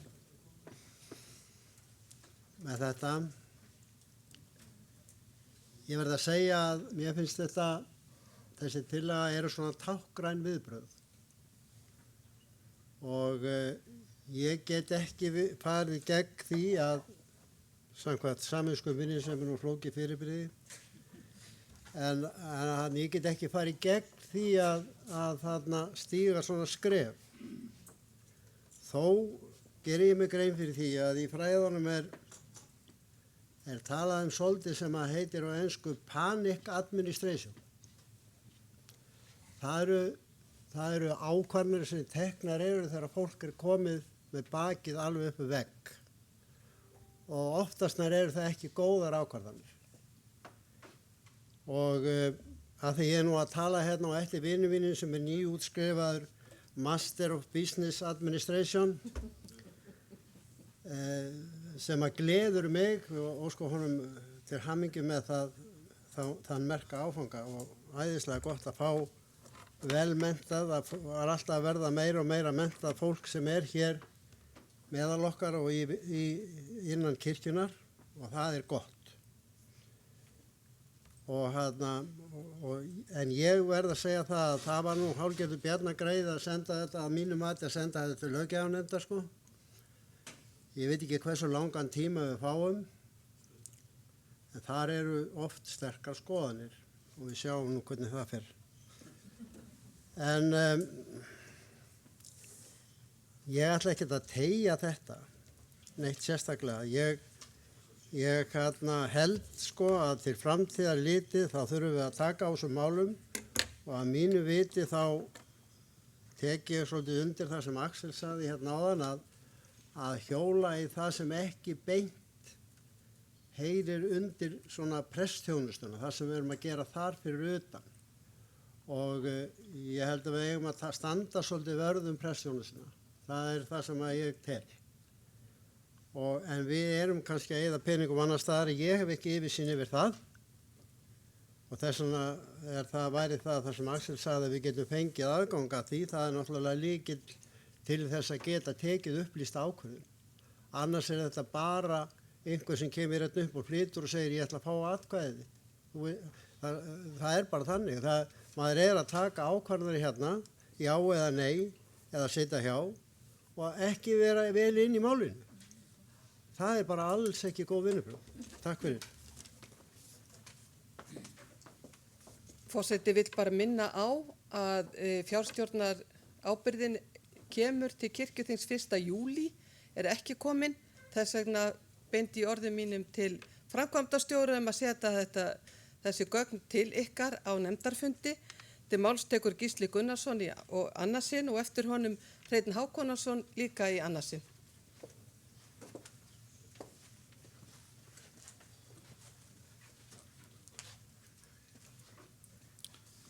Forseti, það hefur aðeins verið nefnt hér gamla viðmiðið 138 embætti og við skulum ekki alveg henda þeirri hugsun því að það er á þeirri hugsun sem nýji samningurinn byggir þegar við erum að reikna út á tölu sem við fengum því að það er mjög nauðsynlegt að þekkja söguna. Við skulum ekki heldur gleyma sögu kristnisjóðs, kirkjumálasjóðs, jöfnunarsjóðs. Þetta þarf alltaf að hafa í huga þegar sérstaklega þegar verið að sækja að okkur og sagt er að við séum að ríkið sé að borga allt fyrir þjóðkirkjuna. Við sjáum líka meðal annars í greinargerð með tillögunni að það er oft talað um að launakostnaður þjóðkirkju, biskupsstofu sé hæsti útgjaldaliðurinn í kostnaði. Þetta er alveg rétt. Enda er kirkjujarðasamkomulagið fyrst og fremst hugsað þannig til að borga laun prestana og við skulum hafa þessa 138 svona í bakhöfðinu og 18 manns á biskupsstofu.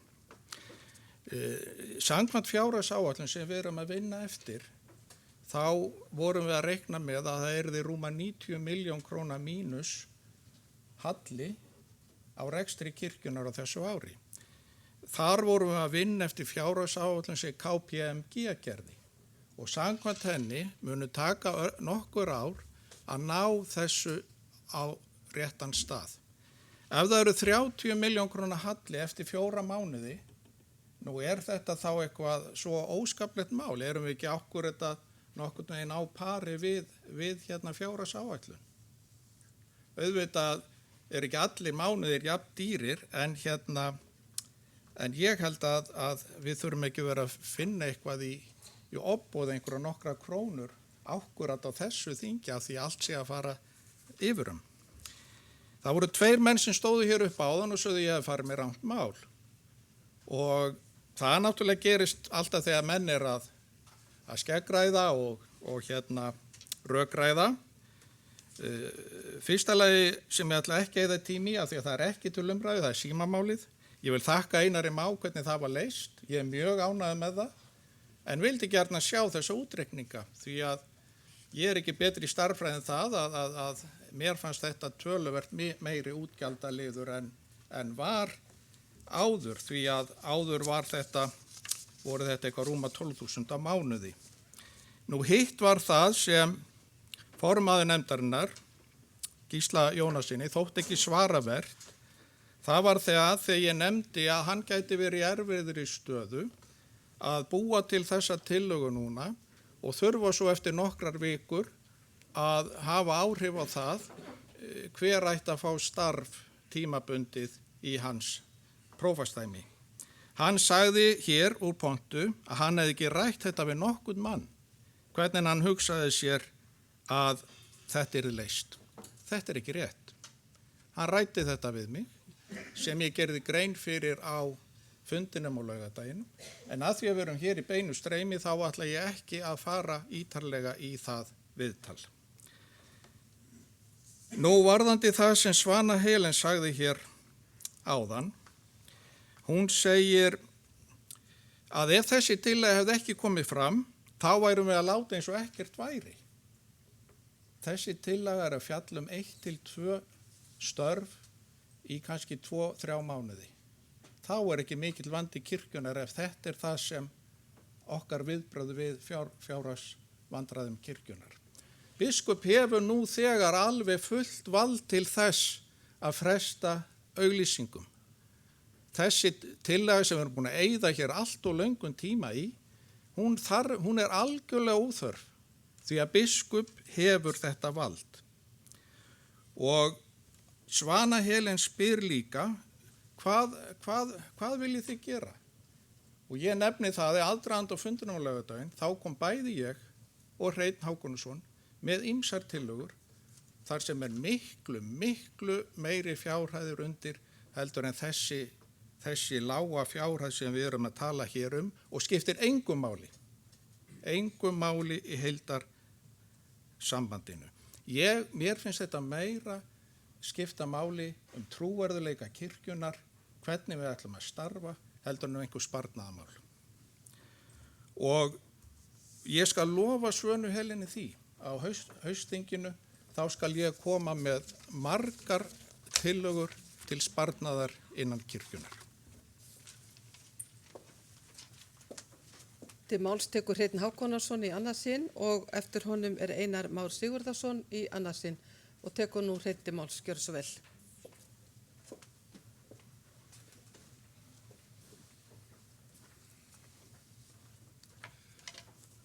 Forseti, nú fyrst að það var rifjað hér upp að biskup hefði heimil til að fresta auglýsingu á embættum.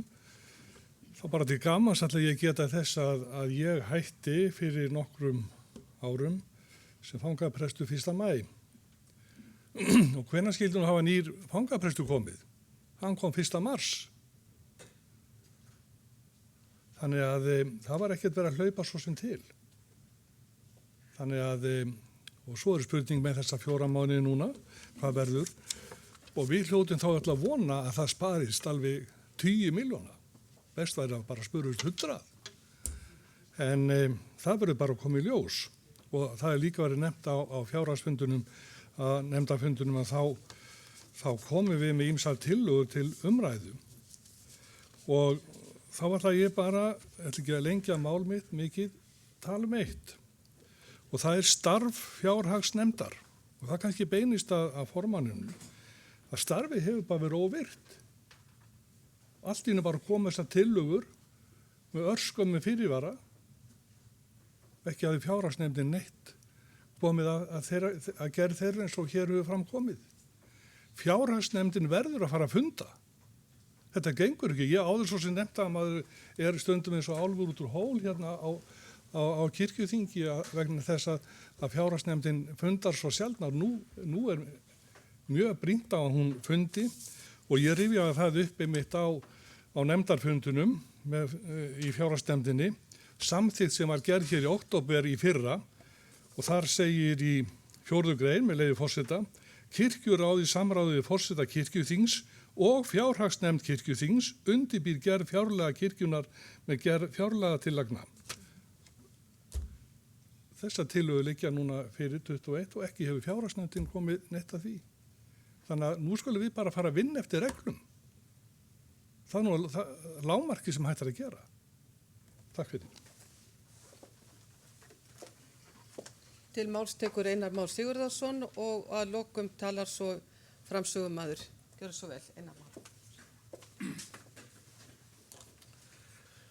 Forseti, ég kem nú aðalega hérna upp aftur til þess að taka undir þá gagnrýni sem að hér hefur komið fram var en það mál kom oft seint fram og það sé ekki allar upplýsingar klárar og svo framvegis.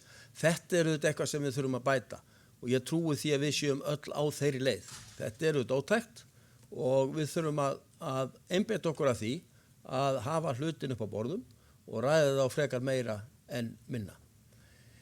Þetta er hins vegar fortíðin. Við erum að fara í gegnum gífurlega mikið breytingarskeið núna sem að gefur okkur vissulega mjög mikla möguleika. Og við þurfum auðvitað að vera tilbúin í þær breytingar. Gleymum því ekki að við erum ekki skuldum vafin. Það skiptir gífurlega miklu máli.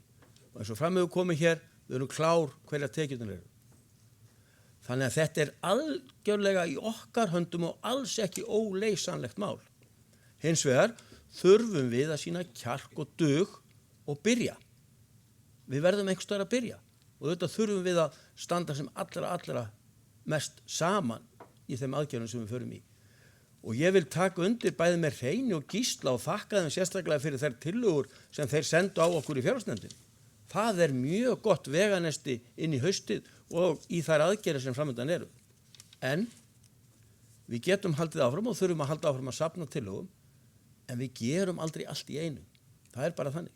Við verðum hins vegar að byrja og ég trúi því og treysti að löggjafarnefndin verði snögg í störfum, komi góða niðurstöðu. Að lokum tekur framsögumaður til máls Gísli Jónasson. Gjörðu svo vel.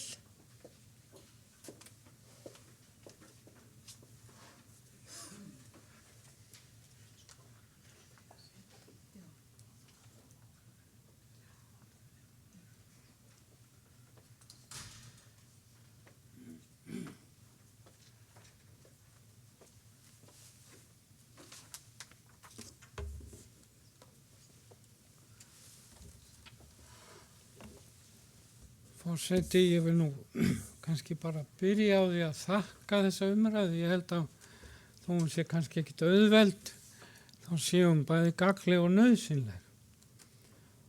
Og því fleiri sem skoða því kannski fleiri augu sem skoða því fleiri sjónarhorn sjáum við og hugsanlega líka fleiri lausnir. Það hafa nú kannski ekki komið margar spurningar hér í viðbót, þó man ég að vígslubiskup spurði að því hvort að það væri ekki örugglega innbyggt í viðbótarsamningin sko hækkun milli ára og hvort hugsanlega hefði eitthvað gleymst eitt árið. Stuttarsvarið er að ég held að hafi nú örugglega ekkert gleymst því að þetta er uppreiknað árlega. Viðmiðunar árið í samkomulaginu er árið 2018 og síðan eftir að það gekk í gildi þá hefur bara þessi upphæð verið uppfærð miðað við þá vísitölu sem að kveður á í samningnum og kannski til að rifja það upp. Þá er hún að 9/10 hlutum launabreitingar sem verða í kjarasamningum hins opinbera við BHM. Það er að segja að það er í sjálfur sér ekkert voðalega mikið gefinsind að reikna þá vísitölu út. Það er bara teknir þeir samningar sem fyrir liggja og meðaltalshækkun þeirra reiknuð út og hún yfirfærð að 9/10 yfir á okkar upphæð og svo er 1/10, ef ég maður rétt bara verðlagsvísitalan. Það er að segja fjárlaga vísitalan. Og þannig við höfum hins vegar haft áhuga á því og það er kannski það sem þú varst að vitni og það var nú umræða þingin í haust svona hvernig þetta hefði verið og það hefur gengið svolítið erfilega og það er nú svo sem skýringar á því líka meðal annars að við höfum haft mjög miklar uppsagnir á fjármálasviðinu og ég var nú að viðurkenna það stundum hef ég samviskubit að vera að biðja upplýsingar því að ég veit að fólk er að vinna fram á kvöld við vinnuna sína og þá er ekkit auðvelt að vera að bæta svona en þegar við fórum frá ríkinu þá skiptist launakerfi, við erum ekki lengur inn í svokölluðum orra og það hefur verið á erfiðleikum bundið að fá upplýsingarnar frá 2018 úr þessum orra. Ég hef til dæmis beðið það að fá alveg á hreint stöðugildafjöldan og annað sem þá var en það er verið að vinna í því máli og vonandi koma þar upplýsingar svona fyrir en síðar en þetta er ekkert alveg einfalt allt saman. Nú varðandi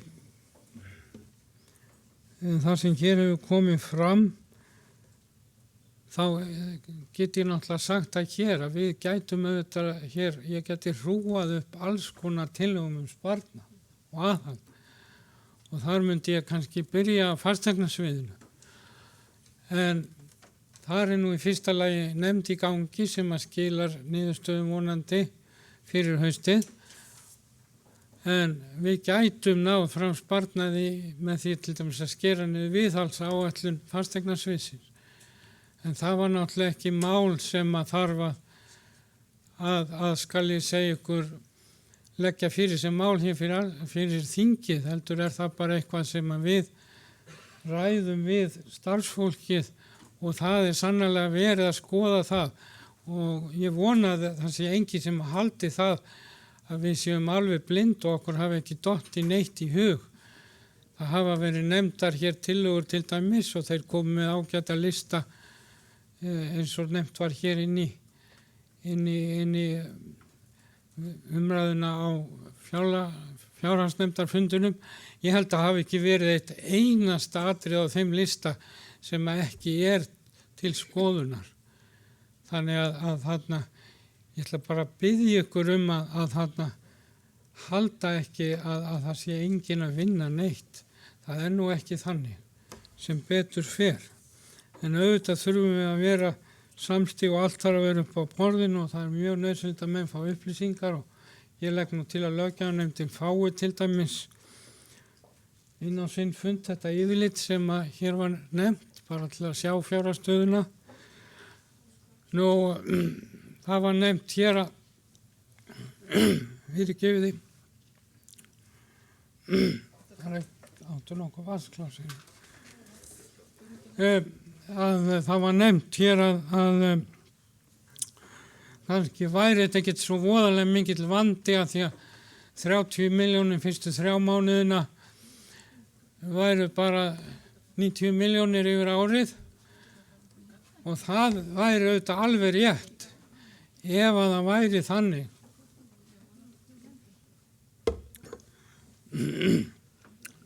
Að útgjöldin væru með sama hætti og tekjurnar jöfn mánuð fyrir mánuð. En það vita nú auðvitað allir sem að hafa fengist við rekstur að þannig nú hlutinir ekki. Og vandinn sem getur orðið þegar þröngt bilið að það verði sjóðþurrð ákveðnum tíma og ákveðnum tímabilum þegar útgjöldin eru sem mest ef að tekjurnar hækka ekki með sama hætti. Og það það sem við stöndum frammi fyrir í sumar þegar þungin á ákveðnum útgjöldum kemur eins og viðhald fasteigna til dæmis. Og þegar þungin kemur á útgreiðslum vegna jöfnunarsjóðsstyrkjana og annað. Og þess vegna það fyrir séð að við getum ekki bara sagt þrisar sinnum 3 verður 90 og þá þetta allt í lagi á árinu. Það ekki þannig. Og þar til viðbótar koma líka útgjöldin vegna kjarasamningsins sem að voru ekki inn í fjárhagsáætluninni með þeim hætti að hún mæti þeim. Þannig að þess vegna erum við ákveðnum vanda og þess vegna töldum við að það yrði að byrja á einhverju eins og ég ætla ekki að fara að endurtaka það einu sinni enn hér. En ég hins vegar alveg hjartanlega sammála nafna mínu með það að við mætti ekki gleyma sögunni og sjóðunum og tilgangi þeirra. Og þess vegna held ég að við séum alveg sammála það að til dæmis, svo við tökum jöfnunarsjóðina, hann auðvitað með ákveðnum hætti eyrnamerktur söfnuðunum og við getum ekki bara að mínu viti vaðið í jöfnunarsjóðinu og látið hann draga allt hitt að landi og láta þá bara söfnuðina blæða. Það væri ekki stórmannlegt og náttúrulega ekki löglegt samkvæmt núverandi starfsreglum. Og ég vona að þeim verði nú ekki breytt. En ég held að það sé nú í sjálfu sér ekkert meira sem að kom hér fram frá því ég bað orðið áðan sem að ég tel ástæðu til að svara.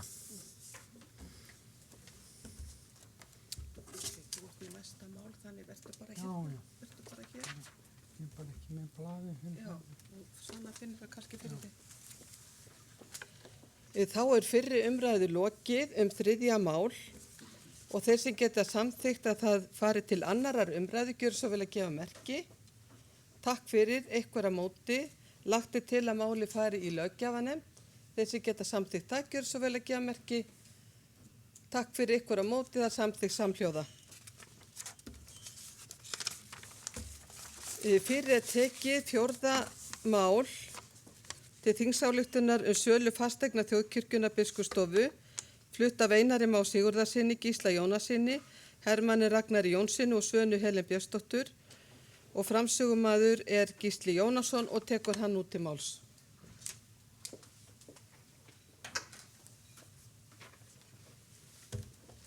Forseti. Það þá sami formáli eins og ég sagði áðan í sjálfsögðu þessu máli að það kom líka upp á þessum umrædda fundi og þá flutt hér af sömu aðilum og kannski bara til þess að ég byrja bara á að lesa málið. Þetta sem sé tillaga til þingsályktunar sölu fasteigna Þjóðkirkjunnar Biskupsstofu. Auka kirkjuþing 2021 samþykkir að fela kirkjuráð að selja eftirtaldar fasteignir eigu Þjóðkirkjunnar Biskupsstofu enda fáist viðunandi söluverð. Og síðan talið upp Suðurprófasdæmi, jörðin Voli í Flóahreppi, Vestfjarðaprófasdæmi, jörðin Árnes 1 á Ströndum, Árneshreppi, jörðin Vatnsfjörður í Ísafjarðardjúpi, Súðavíkurhreppi, Eyjafjarðar og Þingeyjarprófasdæmi, jörðin Syðra Laugaland og nýbýlið Brúnir í Eyjafirði, Eyjafjarðarsveit, Austurlandsprófasdæmi, jörðin Skeggjastaðir, Langanesbyggð og Kolfreyjustaður, Fjarðarbyggð. Sölu ákvarðanir þessar gilda fram að kirkjuþingi 2023. Samkvæmt 4. grein starfsreglna pressetur og aðrar fasteignir kirkjunnar nr. 950/2009 með síðari breytingum það nú kirkjuþing sem ákveður hvaða fasteignir Þjóðkirkjunnar Biskupsstofu skulu seldar og hver skuli annast sölu þeirra. Lagt til að auka kirkjuþing 2021 ákveði að þær jarðir verði seldar sem tilgreindar eru í skjali þessu. Tillagan í samræmi við fasteignastefnu Þjóðkirkjunnar frá kirkjuþingi 2018 með síðari breytingum. Ekki talin nauðsyn á að kirkjan eigi eignir þessar til að styðja þjónustu kirkjunnar, hlutverkanar eða markmið. Lagaleg skylda til að leggja þessar fasteignir til sem pressetur ekki lengur til staðar. Tekjur af eignum þessum eru almennt ekki miklar en fastur kostnaður nokkur meðal annars fasteignagjöld og iðgjöld trygginga. Töluverð uppsöfnuð framkvæmda og viðhaldsþörf fyrir hendi á sumum af þeim mannvirkjum sem til staðar eru og mæla því fjárhagsleg rök einnig með því að selja þær. Æskilegt að ákvörðun sölu þessara fasteigna fáist afgreidd nú ef kirkjuþing á annað borð fellst á að eignir þessar skulu seldar. Ganga þar frá ýmsum málum áður en hægt að selja sumar eignirnar, til dæmis réttindum kirkna og kirkjugarða á jörðum, ýmsum lóða og landamerkjamálum og fleira. Væri því æskilegt að ákvörðun afgreidd á auka kirkjuþingi 21 þannig að unnt sé að hefjast handa við undirbúningssölu hið fyrsta. Tryggt verði að hlunnindi vegna heitavatnsréttinda þar sem það á við fylgi ekki með í sölu og að nýtingaraðili heita vatnsins hafi ætíð óheftan aðgang að landi jarðarinnar vegna borana viðgerða og eftirlits. Kirkjuþing 2019 samþykkti söluheimildir fyrir Vola, Árnes 1 og Skeggjastaði sem giltu til 2 ára. Nú óskað ákvörðunar sölu á þessum fasteignum sem hafi gildistíma til kirkjuþings 2023. Söluheimild var jafnframt samþykkt fyrir jörðina Hraungerði sem hefur þegar verið seld. Unnið að undirbúningi fyrir sölu Árnes 1. Fyrir kirkjuþingi liggur tillaga söluheimild fyrir Syðra Laugaland og málið hjá fjárhagsnefnd. Eðlilegt að það mál verði afturkallað þegar þessar sölu ákvarðanir sem gerði tillaga í máli þessu verður afgreidd á kirkjuþingi. Þannig nú greinargerðin og ég vil bara bæta við örfáum orðum. Ég veit það að sumum þykir það ekki góð latína að selja eignir og að það sé kannski svolítið eins og pissa í skóinn sinn og það auðvitað alveg rétt maður fallast á það sjónarmið að mörgu leyti og sérstaklega ef að slíkar sölur fara bara beint í einhverja hít og svo stöndum við jafn illa eftir ákveðin tíma ef ekkert annað er gert. Það er að segja ef að sala væri einu viðbrögð við til dæmis rekstrarhalla. En þetta mál er náttúrulega ekki hugsað þannig, heldur að þetta sé liður í víðtækari aðgerðum.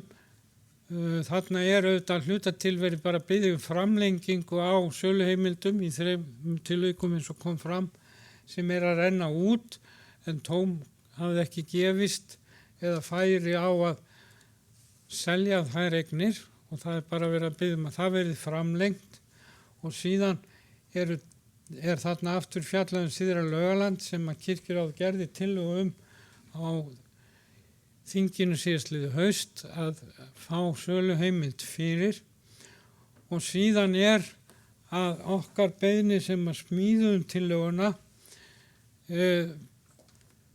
nefndar til 2 jarðir til viðbótar sem að fasteignasviðið í raun og veru gaf ábendingar að gætu sérstaklega átt við núna að við þyrftum ekki á að halda og gætu verið gott að selja svona ýmsa hluta vegna. Og það sem að við þurfum að gera okkur grein fyrir út frá nýjum háttum núna að fram að þessu hefur svo hlutunum þannig verið háttað að kirkjuþing hefur beðið sölu heimildir. Kirkjuráð beðið sölu heimildir til kirkjuþings. En nú þegar fjárstjórnarvaldið færist þá snýst þetta í raun og veru við að nú er það verkefni kirkjuþings að beina því til kirkjuráðs að ganga í þessa vinnu sem að eins og hér kom fram getur tekið svolítið langan tíma þá eftir að í sömu þessu tilvika hnitsetja jarðirnar og ganga frá einsum skipulagsmálum og annað þannig að sala gerist nú ekki 1, 2 og 3 og við erum bara að biðja að þessi heimil komi núna þannig að sumarið megi nýtast í þessa vinnu þannig að þegar við síðan í haust förum í allsherjar aðgerðirnar að þá verði kannski orðið betur ljóst hvað er hægt að selja á tiltölulega skömmum tíma, hvaða verð hugmyndir gætu verið og hvernig kæmi það inn í heildar aðgerðarpakkan. Þannig að við erum svo sem bara að leggja til í raun og veru 2 jarðir þarna til viðbótar við það sem áður hefur verið í umræðu og að því að Syðra Laugaland var nú svolítið í umræðunni á þinginu í haust þá sjáum við að það er ákvæði þarna sérstaklega sem tekur á því að með heita vatnið, heita réttindin sem eru sem sé borhóla sem Akureyrarbær nýtir núna í sinni hitaveitu sem hluti af því vatni sem að það er nota að það sé haldið sérstaklega utan þau réttindi þannig að þau glatist ekki. Nú þetta er nú svona í megin dráttum en bara til þess að því að ég nefndi það nú ekki áðan hvernig þessar tillögur verða til að því það hefur kannski aðeins verið rætt og það er ekkert leyndarmál að upphafs þarna málið í þessum þarna tillögum eða þar að segja vinnan á þeim er unnin af mér sem formanni fjárhagsnefndar og skrifstofustjóra biskupsstofu sem ég kallaði mér til ráðgjafar í samráði við forseta kirkjuþings og biskup. Þannig að það er ekkert eins og einhverjir, að því það er einhver tíma, í mín eyru verið orðað þannig, einhverjir menn út í bæ finni allt inn upp á því að búa til tillögur. Það er ekki þannig og ef að það er ekki hlutverk formanns fjárhagsnefndar að hafa áhyggjur að þessu og hafa frumkvæði að því fyrir hönd kirkjuþings að ákveðin vinna sér unnin, þá veit ég nú ekki til hvers fjárhagsnefndin er. Ég rætti það nú ekki áðan, ég gleymdi því nú áðan með fundi í fjárhagsnefndin en við tökum þá umræðu nú bara þá innan nefndarinnar. En ég held að þetta gerir vonandi svona grein fyrir málinu.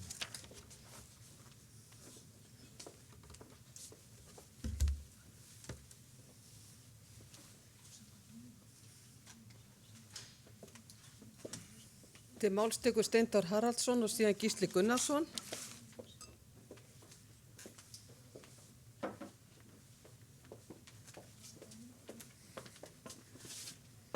Forseti, þegar ég sá þessa tillögu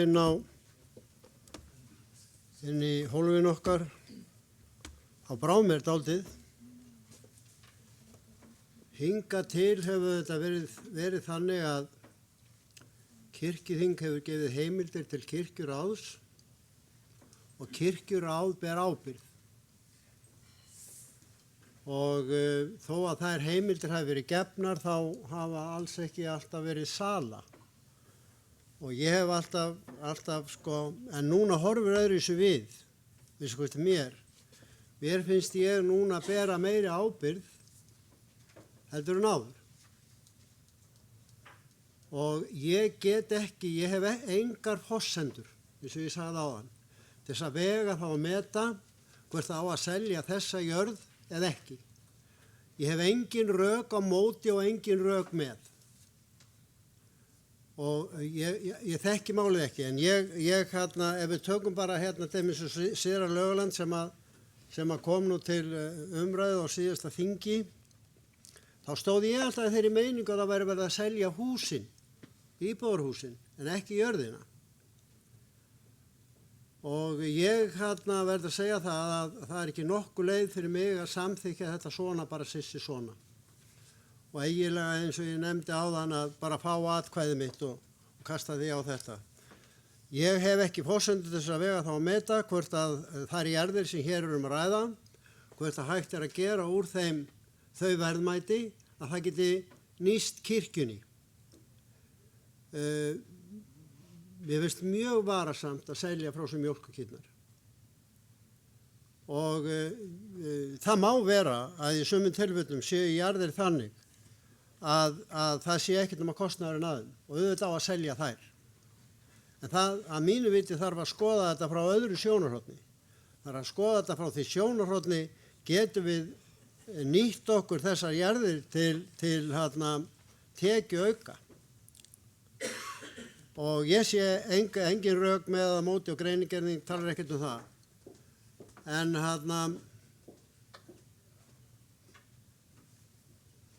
ég verð bara að segja það að það var nú verið að tala um það hérna áðan að það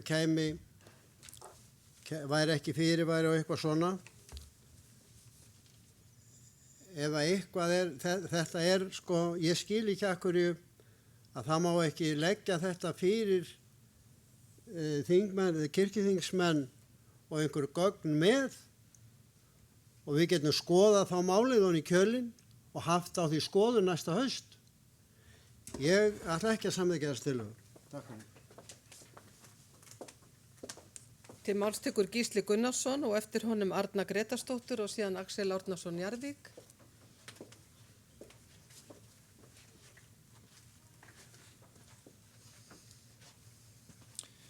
Forseti, því miður verð ég að vera dálítið neikvæður aftur varðandi þessa tillögu. Ég get notað alveg sama formálan vinnubrögð. Því að þessar tvær tillögur sem við höfum verið að fjalla hér fylgdu stað.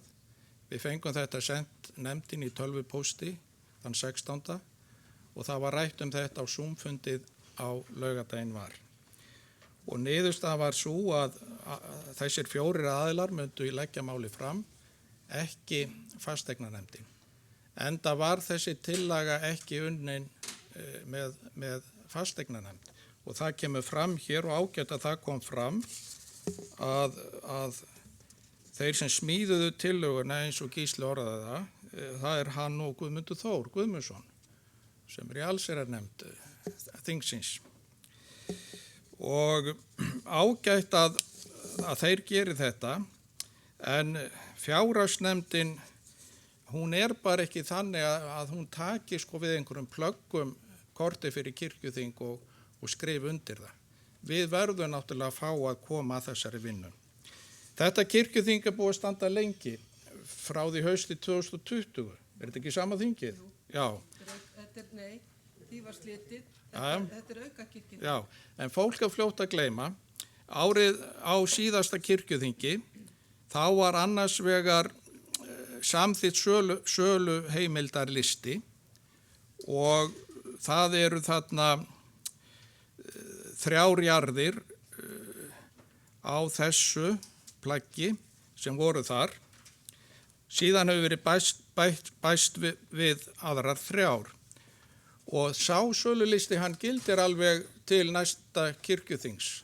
Þannig að í sjálfu sér sá listi til og þær jarðir sem á honum eru má selja. Þannig að í sjálfu sér þetta eins og með hina tillöguna, það var ekkert sem lá á með þessu. Annað mál sem við samþyktum, þetta var sem sagt 13. mál kirkjuþingsins, annað mál sem við samþyktum var það að skipa starfshóp fasteignir þjóðkirkjunar. Það vil nú svo til að við 3 sem vorum skipuð í hópin erum öll hér inni og við munum skila af okkur á kirkjuþinginu í haust og við erum að fara yfir þessi mál, hverja einustu jörð, hverja einustu eign, vega og meta gildið þeirra, hvað sé heppilegt að selja og hvað sé heppilegt að eiga. Okkur var falið þetta mál. Ekki fjárhagsnefnd eða formanni fjárhagsnefndar eða Guðmundi Þór. Þess vegna finnst mér dálítið gripi svona inn í mál nefndarina bara stuttu áður en við skilum af okkur og leggjum þar til eftir ítarlega skoðun hvað eðlilegt væri að selja. Ég vil spyrja hérna, reyna að vera ekki of lengi, ég ætla að spyrja hérna fólki sem leggur þetta fram. Hver eru rökin fyrir því að setja þarna inn Vatnsfjörð og Kolfreyjustað? Hver eru rökin fyrir því? Hvað reikniði með að geta selt þessar jarðir á? Það er gott að fá þær tölur bara upp á borðið. Og ég vil spyrja formann og varaformann nefndarinnar. Það kemur fram hér í greinagerðinni að Syðra Laugaland, það segir, fyrir kirkjuþingi liggur tillaga söluheimild fyrir Syðra Laugaland og málið hjá fjárhagsnefnd. Hvenær var þetta mál tekið fyrir hjá fjárhagsnefndinni? Ég held að fjárhagsnefnd eigi algjörlega eftir að fjalla þetta mál. En hér þetta bara sett á sölulistan án umræðu í nefndinni. Það verið gott að fá að vita það. Og svo minni ég að lokum, það var eitt enn sem við samþyktum á síðasta kirkjuþingi, það var það að fjármunir af sölu eigna rynni til fasteignasviðs. Þannig að meðan sú ákvörðun í gildi, getum við ekki notað þessa peninga í að bjarga einhver öðru. Til máls tekur Arna Gretarsdóttir og eftir henni Axel Árnason Njarðvík og síðan Hermann Ragnar Jónsson.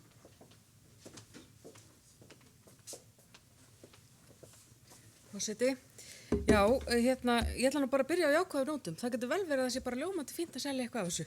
En ég ætla aftur að taka undir það að það nefndastörfum og þess að vont þegar kirkjuþing inn í því að setja þennan hóp í þetta mál og svo setur hann annan hóp í nákvæmlega sama máli og hvað gerist? Við fáum engan framgang, við klárum aldrei mál. Við erum búin og við á kirkjuþingi þurfum að taka algjörlega ábyrgð á því þegar við erum að eða hvar sem í kirkjunni þegar við setja marga hópa í sama verkefnið. Þannig að það nú eitt. En ég ekkert á því að það sé eitthvað af þessu sem við eigum ekki að selja og getum ekki samþykkt. Mér langar aðeins að taka upp Syðra Laugaland sem hefur hitaveituréttindi. Ég spurði og fekk munnlegt svar, ég ekki með pappír á bak við þetta, að hitaveitan gæfi 4 milljónir á ári. Og ef það rétt, þá þurfum við að vega og meta hvort við erum að fara að selja eitthvað sem að gefa okkur arð og þá ætla ég að lesa fyrir ykkur úr ársfjórðungsuppgjöri þessa árs varðandi hlunnindatekjur miðað við fjárhagsáætlunina sem við gerðum í fyrra gerðum við ráð fyrir að fá 2,8 milljónir í hlunnindatekjur 1. apríl held að þessi 1. apríl svo ég fari nú alveg rétt með 1. maí ætla ég að segja 30. apríl þetta eru komnar inn rétt rúmar 7 milljónir. Þannig að hlunnindatekjurnar sem að fara í púluna sem við getum notað til þjónustunar eru að aukast með þetta nema að mögulega sé skekkja og það þekki ég ekki, get ekki sagt frá því, sé skekkja í innkomu.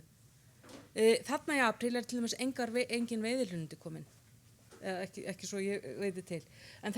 Og þarna, ég hefði svo gjarnan vilja sjá, það sem að við í kirkjuráði getum haft, er að fara yfir, hver er kostnaður við þessa fasteign, hvað kostar hún okkur og hvað er hún að gefa, og þetta hefur komið hérna fram áður. Og þess vegna hefði verið svo fínt fyrir hverju einustu jörð sem þarna hefði verið, og við hefum geta bara veitt annarkvort upplýst samþykki eða hafna þessu upplýst á grundvelli þeirra talna sem eru á baki, vegna þess að það eru rökin sem eru gefin. Rökin eru ekki gefin upp að það sé að verða að stoppa í eitthvað gat, þó mögulega það sé einhver ætlun þar, og það er það sem við erum að tala um. Við þurfum að vera að spara og passa að við rekum okkur á núlli og alltaf að hugsa um það.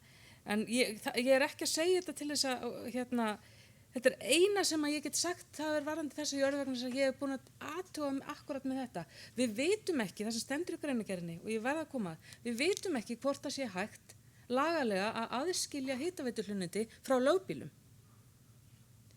Ég hef spurt lögfræðing, ég hef annars spurt sem að getur ekki svarað því, jú, ríki má gera það, en má kirkjan gera það? Við vitum það ekki. Ég hef spurt annar lögfræðing sem hefur sagt mér, nei, það má ekki. Svona hlunnindi verða að fylgja lögbýlum. Þannig að við getum ekkert sagt, við ætlum að halda hlunnindunum og arðinum, en svo ætlum við að selja allt hitt. Við þurfum að gera okkur grein fyrir algjörlega þessu mengi sem við erum að fara að selja og hvað það kostar okkur til framtíðar, til 10 ára, til 20 ára, í tekjum og reyna að reikna það upp. Þannig að ég bara kalla eftir meiri upplýsingum og þarna er mögulega mál sem að ég myndi kannski taka undir að hefði þurft meiri vinnu til þess að við fengjum meiri upplýsingar.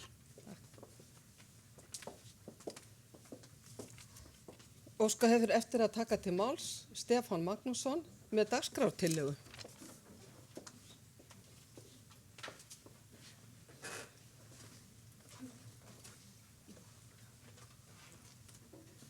Forseti, í ljósi ábendinga sem hér hafa komið fram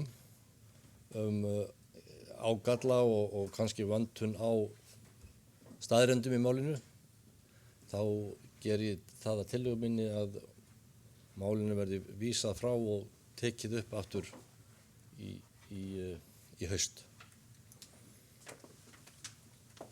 Gengur verið til atkvæða dagskrártillöguna þeir sem samþykki þessa dagskrártillögu að málinu verði vísað frá til næsta þings, gjör svo vel ekki að merki.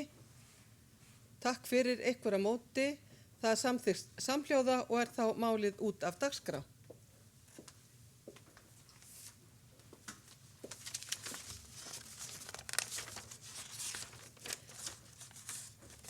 Fyrir er tekið 5. mál á þingskjali 5, tillaga til þingsályktunar fjárstjórn kirkjuþings til bráðabirgða. Flutt af forsætisnefnd kirkjuþings og framsögumaður er Guðlaugur Óskarsson og tekur hann út til máls.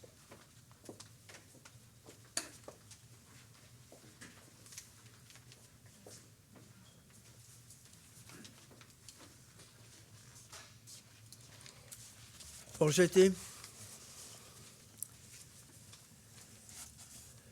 ég ætla að leyfa mér sem annar varaforseti aðeins að nefna það áður ég tala fyrir þessari tillögu að ég er í grunninn sammála því að tillögur eða mál til þings þurfa að koma fram með lengri fyrirvara. Við forsetar höfum hins vegar verið núna að reyna að ef sá tími hefur styst vegna þeirra tækni sem hefur verið ryðja sitt rúms núna síðustu árum, þannig að við höfum getað kynnt okkur þetta þó að væri færri dagar inn á gagnaherbergi. Við erum líka með mál á dagskrá með minni fyrirvara vegna þess að við erum að reyna að færa okkur inn í nútíman. Að við séum ekki alltaf með mál sem hafa verið svo lengi í gerðinni að þau eru nánast orðin annarkvort virk eða úrelt þegar þau koma fyrir þingið. Þau mál sem hafa komið fyrir kirkjuþingið og í dag og eru megin mál, þau gátu náttúrulega ekki komið fram með meiri fyrirvara. Við vorum býð eftir því til dæmis að samningur yrði gerður við prestafélagið, að hann ekki, það enga 4 vikur síðan hann lá fyrir, samþyktur af prestum, og þess vegna hefði hann aldrei getað, við hefum ekki getað haldið þetta þing núna með þessum hætti, og heldur ekki kynnt ný lögum þjóðkirkju sem var samþykkt núna fyrir stuttu. En ég tek undir það sem að fram hefur komið og vil sem einn af forsetum kirkjuþings leggja mitt að mörkum að mál verði lögð fram með eins miklum fyrirvara hægt er.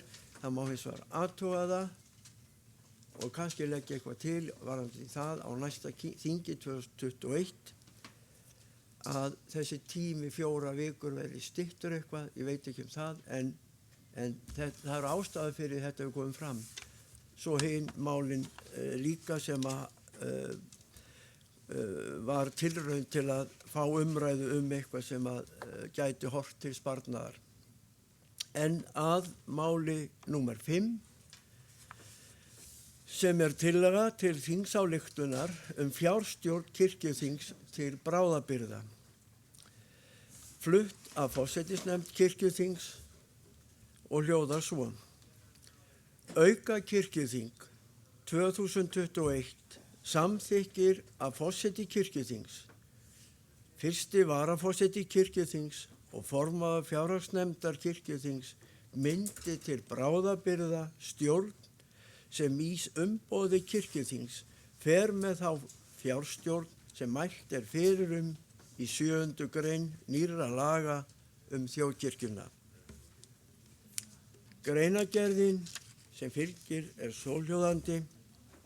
Samkvæmt 7. grein nýrra þjóðkirkjulaga fer kirkjuþing með æðsta vald í málefnum þjóðkirkjunar, þar með talið fjárstjórnarvald, nema lög kveði á annað. Samkvæmt starfsreglum þingsköp kirkjuþings númer 949 frá 2009 með síðari breytingum ber forseti kirkjuþings ábyrgð á starfsemi og rekstri kirkjuþings og hefur æðsta vald í stjórnsýslu þess.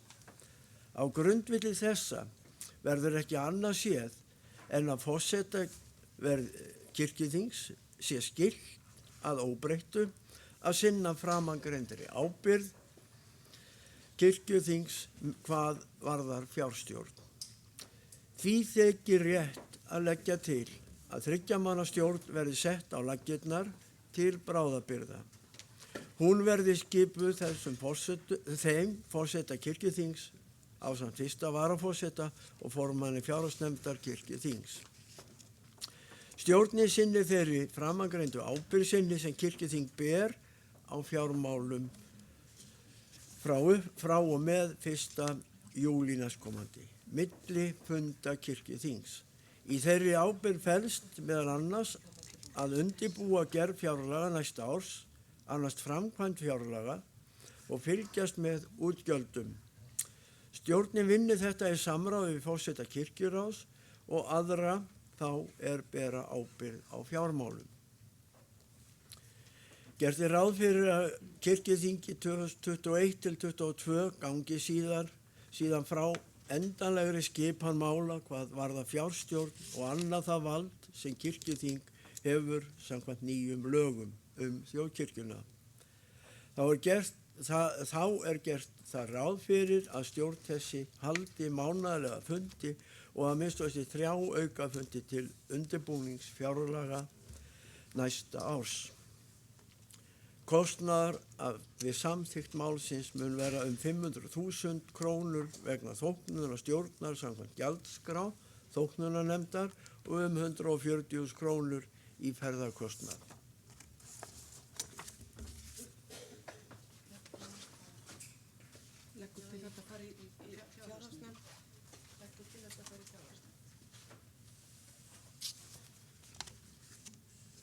Ég legg til að þetta fari í fjárhagsnefnd. Orðið er laust. Hreinn Hákonarson og síðan Guðlaugur Garðarsson.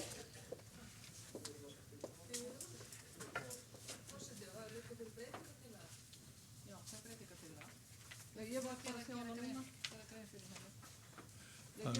þetta núna. Forseti, ein spurning.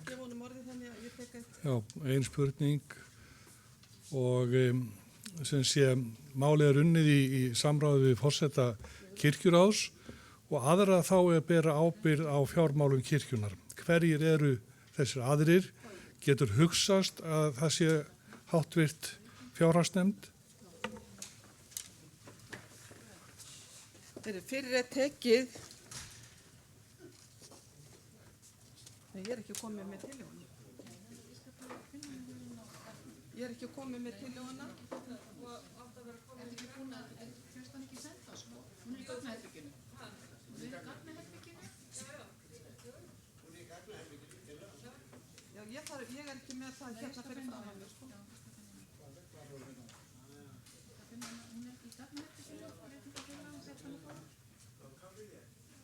Nei, það er ekki gefið kaffilé núna.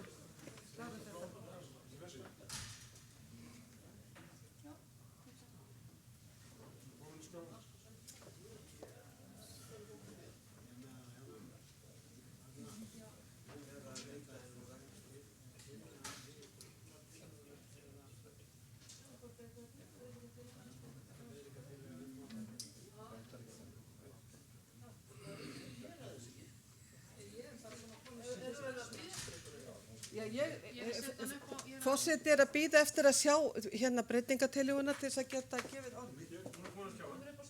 Já, ég sé ekki með hnakkanum. Það er 5. mál á þingskjali nr. 6 að breytingatillega við tillögu til þingsályktunar fjárstjórn kirkjuþings til bráðabirgða frá Örnu Gretarsdóttur, Guðrúnu Karls Helgudóttur og Hreiðari Erni Sóeka Stefánssyni og flutningsmaður er Arna Gretarsdóttir og tekur hún út í máls.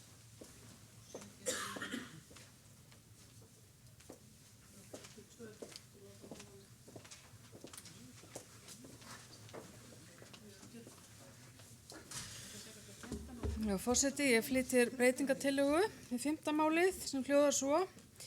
Kirkjuþing 2021 samþykkir að forseti kirkjuþings sitji í mánaðarlega fundi kirkjuráðs þegar fjármál kirkjunar eru rædd. Þetta fyrirkomulag gildi til 1. nóvember næstkomandi eða þar til framtíðarskipan mála verður ákveðin. Í 4. grein starfsreglum fjármál þjóðkirkjunar stendur kirkjuráð í samráði við forseta kirkjuþings og fjárhagsnefnd kirkjuþings undirbýr gerð fjárlaga kirkjunar með gerð fjárlagatillagna og skal svo vinna hefjast í síðarni maímánuði og svo áfram sem að þið þekkið og svo vinna er hafin og þar segir ennfremur kirkjuráð skal ganga frá endanlegum fjárlagatillögum vegna næsta árs fyrir 20. september ár hvert og þið getið lesið líka þessar starfsreglur og birtast í samráðsgátt kirkjunar. Í 11. greininni stendur fjárlög skulu samþykkt á haustþingi, kirkjuráð annast ásamt biskupi Íslands framkvæmd fjárlag og eftirlit með útgjöldum. Skal eftirliti meðal annars haga þannig að bera að lágmarki saman rauntölur og fjárlög á 3 mánaða fresti. Þetta er verið að gera. Komið fram frávik frá samþykktum fjárlögum stendur meðal annars líka þannig að gjöld séu umfram tekjur eða tekjur lægri en áætlað var skal kirkjuráð þegar í stað gera nauðsynlega ráðstafan til að bregðast við þannig að samþykkt fjárlög haldi. 12. greinin heldur áfram í þessar sömu veru og fjallar ársreikninga og séu áritaðir af kirkjuráði. Fjárstjórn og í starfsreglum fjárlög er talað nákvæmlega það sem búið að kalla eftir að það er forseti kirkjuráðs, það er fjárlaganefnd og það er kirkjuráð sem er saman í þessum að halda utan þessa fjárstjórn sem að nú hefur orðið að lögum eða verður á lögum 1. júlí. Kirkjuráð fór út úr lögunum eins og þið vitið, nafni kirkjuráð en okkar starfsreglur gilda ennþá, við höfum ekki breytt þeim. Aftur horfum við fram á það að við erum að búa til mörg batteri og borga núna ekkert mál 640.000 fyrir batteri sem að er að fara að gera það sama á eitthvað annað batteri.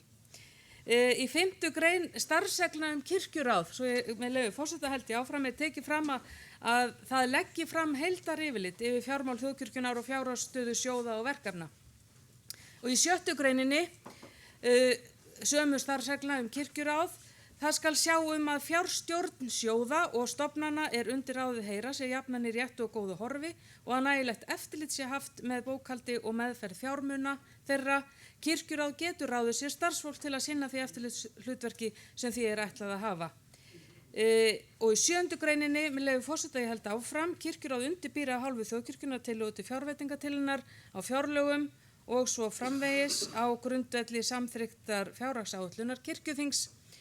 Þessi tillaga sem hér liggur fyrir gerir ráð fyrir því að kirkjuþing þannig veiti 2 aðilum umboð, sama umboðið, og það kann ekki góðri lukka stýra, segi ég bara. Í greinagerð með málinu kemur einmitt fram að á grundvelli nýrra þjóðkirkjulaga verði ekki annað séð en forseta kirkjuþings sé skylt að óbreyttu að sinna framangreindi ábyrgð kirkjuþings hvað varðar fjárstjórn. Ég veit ekki betur en að við höfum verið að fá meira frelsi en ekki skyldur. Skyldurnar eru gífurlega miklar þegar kirkjuþing hefur tekið þetta mikla ábyrgða hlutverk sem heitir fjárstjórn og önnur mál kirkjunar inn á sitt borð, og þá þýðir það að við þurfum að reyna að vinna eftir kanalum og eftir ákvörðunum sem að við erum að taka og vera samkvæm sjálfum okkur hérna á kirkjuþingi. Það er partur af því. Og það sem er svo áhugavert við þetta að það er hvergi nefnt, með leyfi forseta í nýju þjóðkirkjulögunum sem taka gildi 1. júlí, er hvergi nefndur forseti kirkjuþings. Það er talað kirkjuþing. Það eru við. Ég veit ekki betur en að við 4 í kirkjuráði höfum verið kosið hér til 4 ára. Og ef að kirkjuþing ætlar að kjósa annað sambarilegt batteri næstu mánuði, þá bara verum heiðarlega og leggjum kirkjuráð niður. Af því að mögulega það framtíðin, ég veit það ekki, og kannski veit það enginn. En mögulega horfum við fram til tíma þar sem hlutinni líta einhvern veginn allt öðruvísi út, en ekki samþykkja að 2 batteri sjá sömu hlutina. Og fyrir utan það, fyrir aukinn kostnaði, það er náttúrulega eitthvað sem við erum búin að vera ræða hérna í allan dag. Mér langar að benda ykkur á, í greiðanagerðinni stendur nákvæmlega þessi orð, í þeirri ábyrgð felst sem þessi til að gengur út frá að veita þessari stjórn, að undirbúa gerð fjárlaga næsta árs, annast framkvæmd fjárlaga og fylgjast með útgjöldum. Hvað var ég að lesa á hann í starfsreglunum sem kirkjuþing hefur sett sér? Ég er bara, við verðum að kunna starfsregluna sem við erum að samþykkja sjálf. Og við verðum að lesa þær saman og þá held ég bara þetta verði svo ofboðslega fínt hjá okkur. Ég ætla bara að leyfa mér að vera jákvæð. Og það sem hefur verið svo dásamlegt að forsetinn okkar hérna á kirkjuþingi hefur verið með okkur á fundum á kirkjuráði, það hefur verið gott, við hefum átt gott samtal, heiðarlegt samtal, og þess vegna vil ég eindregið leggja til þess að þessi breytingatillaga verið samþykkt, þar sem að forseti kirkjuþings hafi algjörlega aðkomu að borði kirkjuráðs á meðan við erum að fara í gegnum þessar breytingar og þanga til við mögulega horfum fram til nýs skipulag sem við erum að vinna í stefnumótunarvinnu. Ég vona að ég hafi gert mig nógu skiljanlega. Takk. Til máls tekur Gunnlaugur Garðarsson og eftir honum er Steindór Haraldsson og síðan Guðrún Karls Helgudóttir.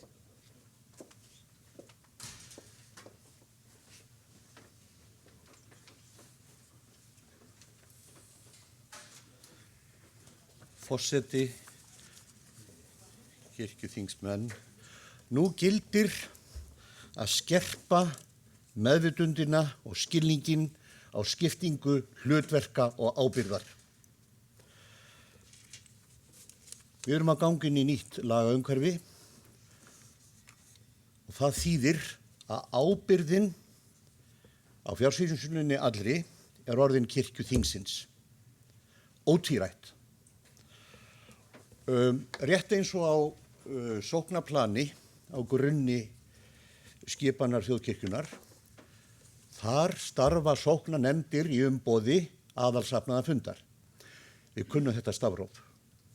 Sóknarnefndirnar geta handsalað verkefnum til framkvæmdanefndar en ekki ábyrðinni sem þær eru kjörnar til að bera. Nú skulum við líta á þá stöðu sem við erum að ganga inn í.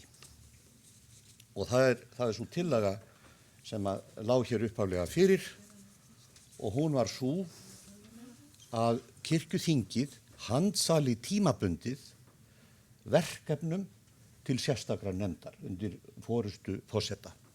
Þetta er skýr hugsun og hún er rétt grundvölluð og við þurfum að nauðsynlega að taka hana því að það sem að þessi nefnd kemur til með að sýsla með er bara innan þess ramma sem að kirkjuþingið hefur sett.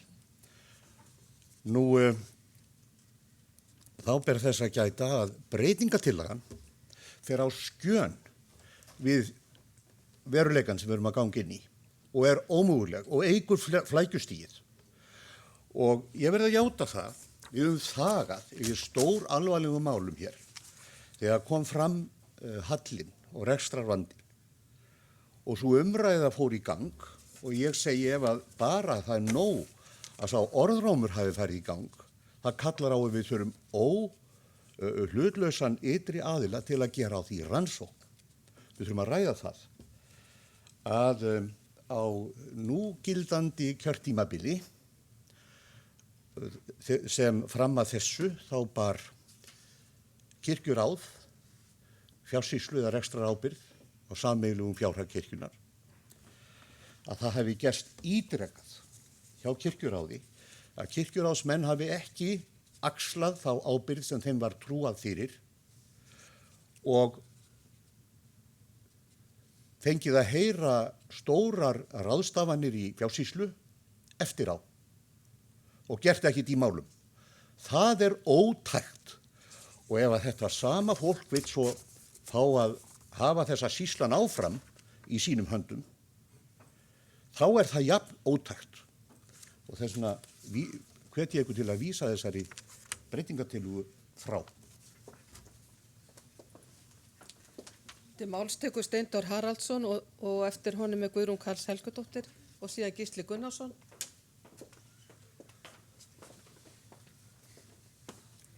Forseti, við ræðum hér þessa breytingatillögu og reyndar hina líka. Það er ljóst að hér við erum á svona vatnaskilum og það er svolítið svona að myndast ákveðið svona tómarúm sem þarf að brúa en til þess að því sé haldið til haga þá fara landslög alltaf framar starfsreglum. Landslög fara alltaf lengri en starfsreglum, það er þannig. Og við þurfum bara að spyrja okkur um það hvernig eigum við að fara að halda þau lög sem að taka gildi 1. júlí. Það er kveðið algjörlega skýrt á um það að fjárstjórnarvaldið er ekki lengur í höndum kirkjuráðs. Kirkjuþing hefur þá nokkra kostu þetta í stöðunni. Það getur vísað fjárstjórnarvaldinu áfram til kirkjuráðsins, þangað til að nýjar reglur um það hafa verið samdar. En það verður að gera það, vegna þess að kirkjuráðið hefur það ekki lengur. Þess vegna er tómtmál að tala um að kirkjuráðið fari með fjárstjórnarvald nema að fá heimil til þess frá kirkjuþinginu.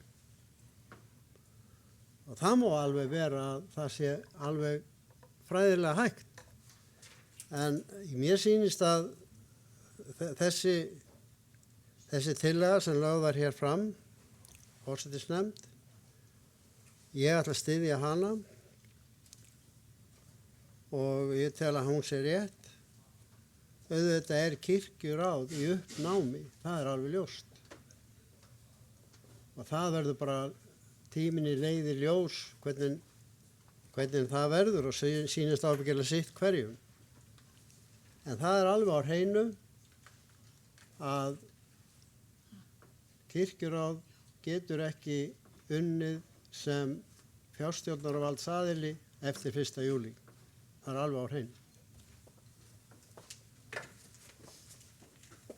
Til máls tekur Guðrún Karls Helgadóttir og eftir henni Gísli Gunnarsson.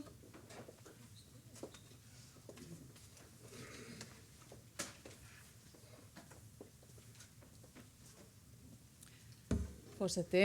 Ég er einn þeirra sem lagði fram breytingatillögu og ástæðan fyrir því er að hér er verið að leggja til að 3 manna nefnd fara með fjárstjórn kirkjunnar.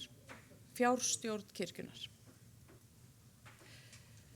Frá og með 1. júlí er það kirkjuþing, allt kirkjuþing, við sem erum hér inni og erum kosin, sem berum ábyrgð á fjármálum kirkjunnar, við öll. Og við erum enn með kirkjuráð sem var kosið af kirkjuþingi og mestu leyti, það er 90% kirkjuþingsfólk sem skipar kirkjuráð og hlutverk kirkjuráðs er að framkvæma það sem kirkjuþing ákveður, vinna fjárlög kirkjunar, framfylgja þeim, fylgjast með útgjöldum, það sem er verið að leggja til hér. Og ég veit ekki betur en að kirkjuráð taki því hlutverki alvarlega og því veit ég ekki hvað ræðum að vera að vitna í hér áðan. En við erum líka með fjárhagsnefnd kirkjuþings sem er skipað alfarið kirkjuþingsfólki, þessu fólki sem að fer með fjárstjórnarvald kirkjunar. Við erum líka með fjármálahóp kirkjuráðs, við erum með fjármálastjóra, við erum með fullt af fjármálafólki hérna sem við kjósum og ráðum og ég get ekki séð þörf á þessari viðbót, sérstakri fjárstjórnarnefnd enn sem komið er. Heldur ætti þetta vera hluti af heildarendurskoðun skipulagskirkjunnar sem er einmitt farið af stað. Og það er verið að vinna að stefnumótun og framtíðaskipulagi kirkjunnar þessa mundir og þessi tillaga fer algjörlega framhjá þeirri vinnu. Því venjan er svo að þegar miklar breytingar verða, eins og núna eiga sér stað í kirkjunni, að það skipulag sem var heldur þar til við komum okkur saman annað og nýtt skipulag. Því held ég að væri mun skynsamlegra að samþykkja að forseti kirkjuþings sem að eðlilega finnur til meiri ábyrgðar sem forseti á þessum málum, sitji þá fundi kirkjuráð sem að hefur nú þegar þetta hlutverk, þegar þessi mál eru til umfjöllunar, á meðan á stefnumótavinnunni stendur. Í þessari tillögu kemur ekkert fram að þetta fyrirkomulag sé til bráðabirgða, það kemur fram í greinargerð en ekki tillögunni sjálfri og ég til að það sé ekki hægt að samþykkja tillögu þar sem það kemur ekki fram og ég held að þetta sé nú svona nokkurn veginn komið. Þannig ég legg til að við styðjum breytingatillöguna og ég velti líka fyrir mér hvort þetta ekki fari fleiri nefndir en fjárhagsnefnd. Mér finnst þetta vera stærra mál en að þetta fari aðeins til fjárhagsnefndar. Forseti vil geta þessa þegar það var rætt hér áðan að það var ekki talað forseta kirkjuþings í nýju lögunum. Það er alrangt. Það er í 7. grein lagana bara til að halda því til haga og til máls tekur Gísli Gunnarsson.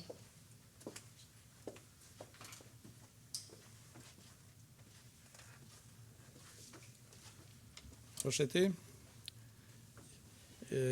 nú ætla ég að sýna að ég get verið jákvæður og styð reynda breytingatillöguna og sem gamall kirkjuráðsmaður þá finnst mér þessi tillaga sem hér er komið fram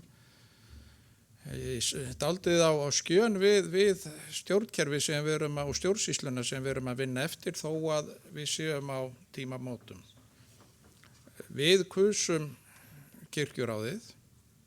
Kirkjuráðið er framkvæmdar aðili kirkjuþings. Við sem sagt berum ábyrgð á fjármálum kirkjunar og kirkjuráð vinnur fyrir okkur.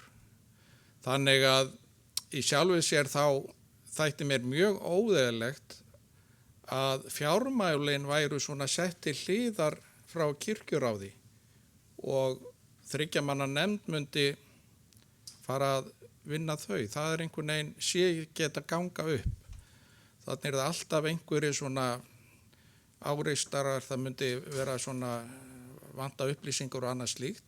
En þetta að forseti kirkjuþings sé þetta einnig inni þegar rættur fjármál kirkjunar held ég að sé bara mjög góð hugmynd og styð þetta.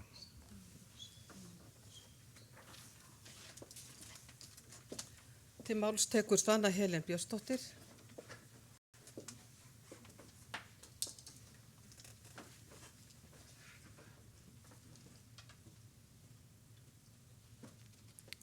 Forseti, ég vildi bara koma upp og segja að ég styð breytingatillöguna. Það er vinna í gangi við fjárhagsáætlanagerð sem að ætlun er að leggja fram á næsta kirkjuþingi og við höfum verið að vinna ýmiss konar breytingum, til dæmis á uppgjörum. Og ég held að sé ekki gott að fara að flækja málin akkurat núna þegar við erum í þessu ferli, erum að vinna saman að breytingum sem varða fjármál til að koma þeim svona í skiljanlegra horf og til þess að geta veitt kirkjuþingsmönnum betri aðgang að gögnum og upplýsingum þessi fjármál. Og ég held að sé bara langskynsamlegast að halda áfram þeirri vinnu sem er í gangi. Þó svo að kannski ekki allir þekki þá vinnu. Ég hef alveg fullan skilning á því að menn geti efast að við séum að vinna, en þetta er raunverulega vinna sem að felur í þessi mikla breytingar og starfið gengur vel og ég vonast til þess að okkur verði treyst til þess að leggja fram góðar áætlanir í haust sem við síðan ræðum og tökum afstöðu til.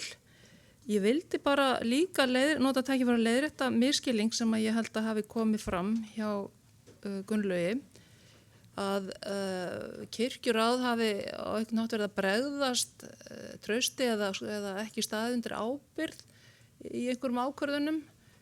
Ég kannast bara ekki við það, en það kann að vera vegna ákvarðana að fólk haldi það að til dæmis ákvörðunum flutningi í Katrínartún hafa á einhvern hátt verið ábyrgð kirkjuráðs.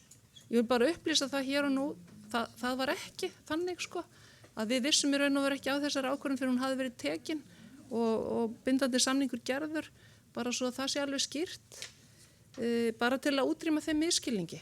Takk. Til máls tekur vígslubiskupinn á Hólum, Sólveig Lára Guðmundsdóttir.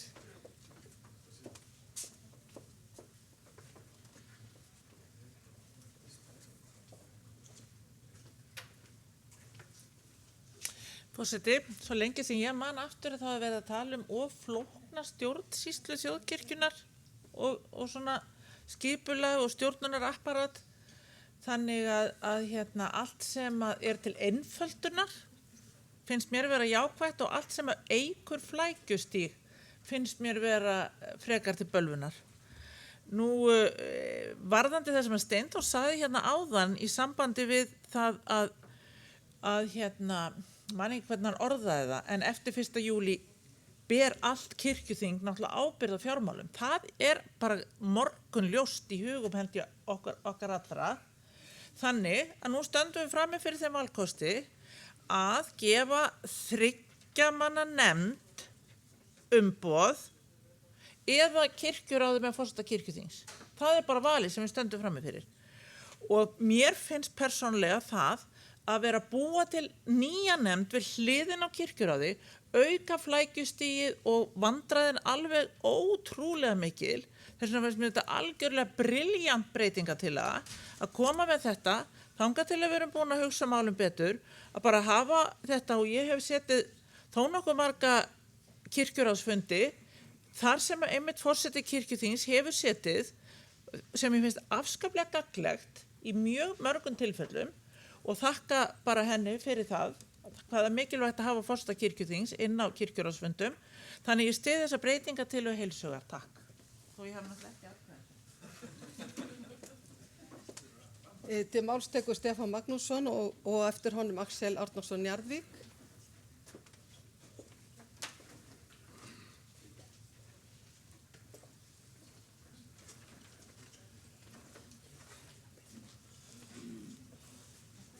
Forseti, ég fagna tillögu forsætisnefndar sem hér kom fram og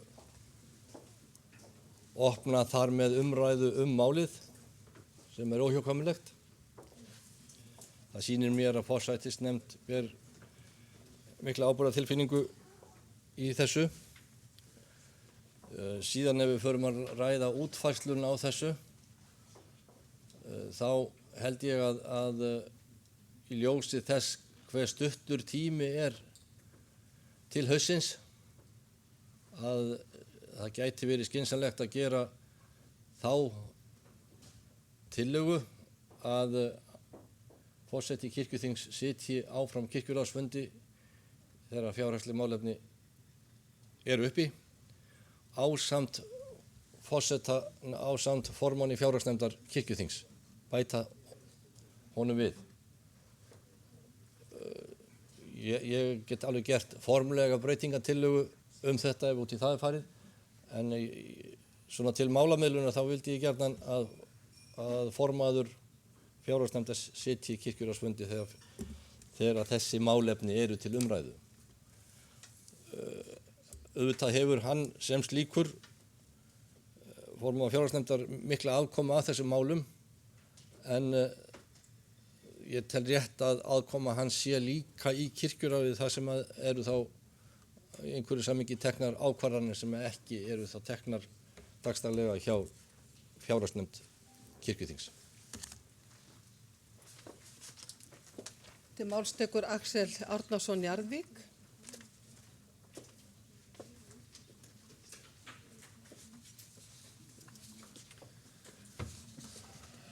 Ég vildi segja frá því að ég styð þessa breytingatillögu að forseti kirkjuþings seti þá kirkjuráðsfundi sem talað varðandi fjárhagsáætlanagerð og fleira sem týnir að fjármálum.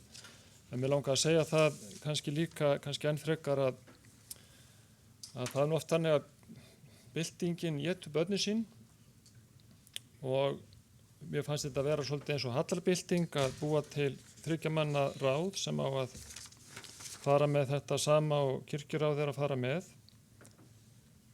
1, 2 og 3. Ég minna á það hvað veiting og val 17. málið strandaði mikið á því að það var ekki kynnt í héraði. Þessi til að hefur ekki verið kynnt, held ég. Við fengum að sjá hana, ég held í gær, ekki. Ég sá hann ekki mikið fyrr. Og mér tíðrætt áhættumat og eins líka hvað þýða þessi hlutir í raun og veru. Þau eru uppi staði. Hverju erum að breyta og til hvers og fyrir hvern. Okkur kennt það að vald á einhverju og vald yfir einhverju ekki það sama. Og ég hugsaði ætli framsögumaður sé að gera forseta kirkjuþings og varaforsetann, fyrsta varaforseta, í raun og veru óvirka fundarstjóra þegar fjármál kirkjunnar eru rædd. Vegna þess að þeir eru beinleinis aðilar að þeirri gerð sem til umræðu er.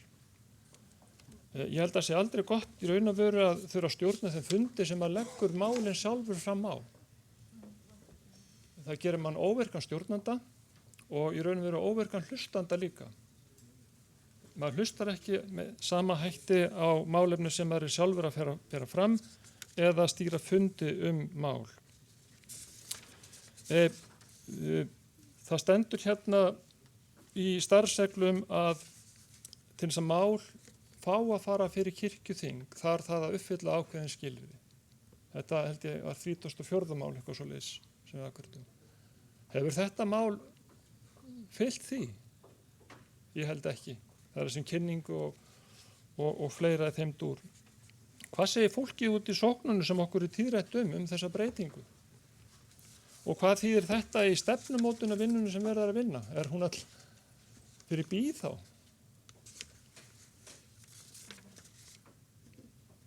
Það er farsælt að skoða endin í upphafi, hvert er verið að fara og já, ég kannski get sagt miklu meira en læt staðar numið en hvet okkur til þess að draga þá forseta kirkjuþings inn í kirkjuráðið þegar það fundar þessi mál eins og hefur verið hjá okkur og ávirðingar til kirkjuráðsmanna eins og þú fluttir. Þú getur ekki flutta nema að færa sterk rök fyrir þig og sína hvaða máli þetta tala um. Ég kem alveg að fjöllum, hafi ég ekki borið það ábyrgð sem kirkjuráðsmanni ber að gera, þá ber mér að víkja. En ávirðingar eins og þú flytur, þú þarft að segja hvaða máli þetta eru og hvernig við brugðumst. Annars þetta, já kemur, já ég vona það. Takk. Fleiri, Steindór Haraldsson tekur til máls.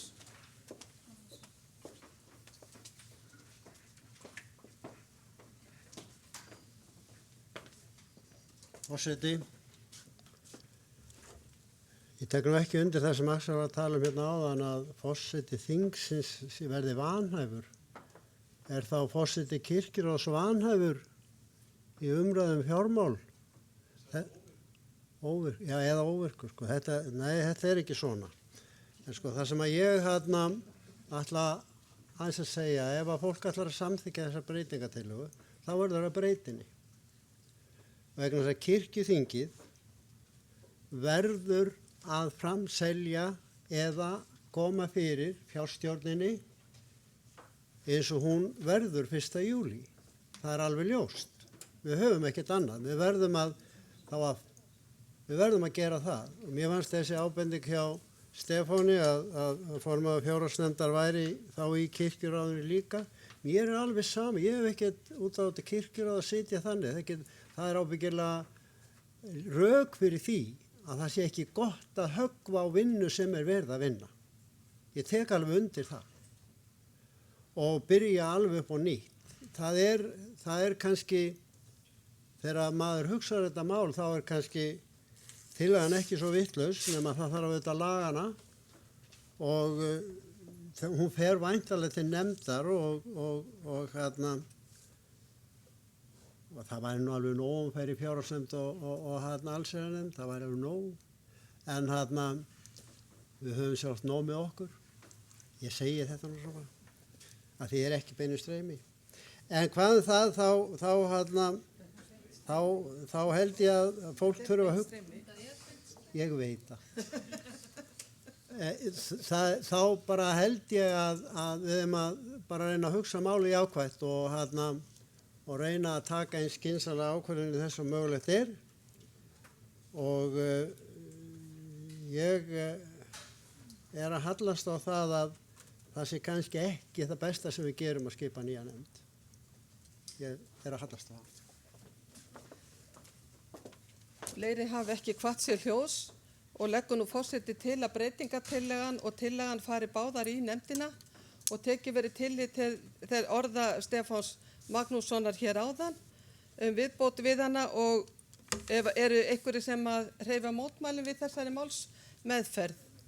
Svo er ekki, þá er fyrri umræðu lokið og lagt er til að máli fari í aðra umræðu og þeir sem geta samþykkt það gjörðu svo vel ekki að merki. Takk fyrir.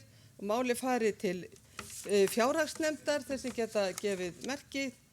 Það, takk fyrir og máli fer þá þangað til fjárhagsnefndar og nú gerum við kaffihlé.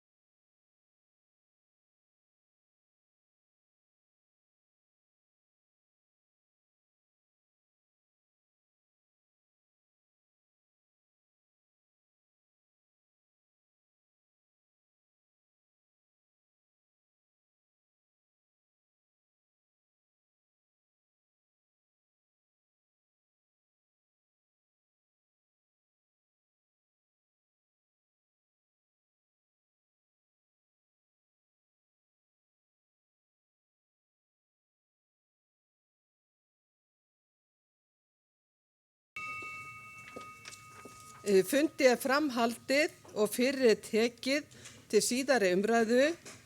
Það er 3. mál, tillaga til þingsályktunar aðhaldsaðgerð í fjármáli þjóðkirkjunnar frá löggjafarnefnd og til máls tekur framsögumaður það er Heiðar Örn Sóika Stefánsson. Gjörðu svo vel.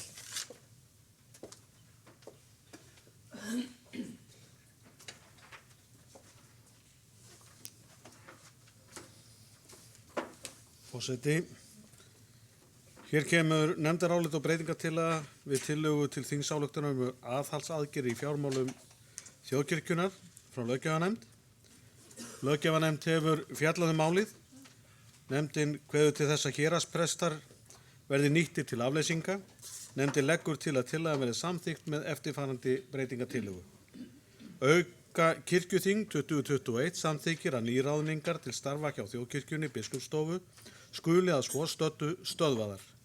Ályktun þessi fellur úr gildi 1. nóvember 2021. Orðið er laust. Gísli Gunnarsson hefur beðið orðið. Gjörðu svo vel, Gísli.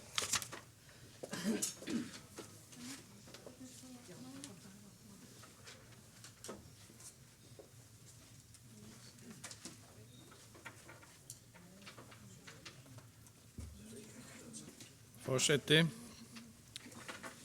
ég held að þetta sé í fyrsta sinn á öllum mínum langa ferli í kirkjuþingi, þar sem ég tala í annar umræðu.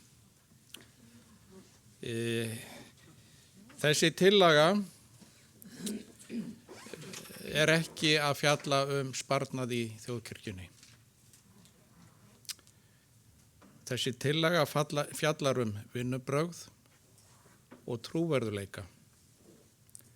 Hvernig við bjóðum fram störf í þjóðkirkjunni. Og ég hvet kirkjuþingsfólk til að fella þessa tillögu.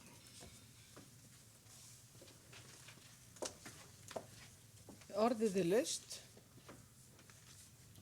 Enginn hefur hvatt sér hljóðs og er þá síðari umræðu lokin ef framsögumaður vilji taka til máls. Þannig þá ber ég upp þessa breytingatillögu. Auka kirkjuþing 2021 samþykkir að nýráðningar til starfa hjá þjóðkirkjunni biskupsstofu skuli að svo stöddu stöðvaðar. Ályktun þessi fellur úr gildi 1. nóvember 2021. En í nefndarálitinu er hvatt til þess að héraðsprestar verði nýttir til afleysinga. En það breytingatillagan er þetta að nýráðningar skuli verða stöðvaðar. Þeir sem geta samþykkt breytingatillöguna gjörðu svo vel ekki á merki. Takk fyrir ykkur á móti. Hún er samþykkt með einu mótatkvæði. Þá legg ég tillöguna í heilu lagi upp. Þeir sem geta samþykkt hana gjörðu svo vel ekki á merki. Takk fyrir ykkur á móti, það er einn á móti, þannig hún er samþykkt með öllum greiddum atkvæðum. Árný, já. Hinnar hafa ekki Hildur Inga er ekki. Og þá skoðast þetta samþykkt. Fyrir tekið 5. mál á þingskjali 8, nefndarálit og breytingatillaga við tillögu til þingsályktunar fjárstjórn kirkjuþings til bráðabirgða. Flutt af fjárhagsnefnd, framsögumaður er Hermann Ragnar Jónsson og tekur hann nú til máls.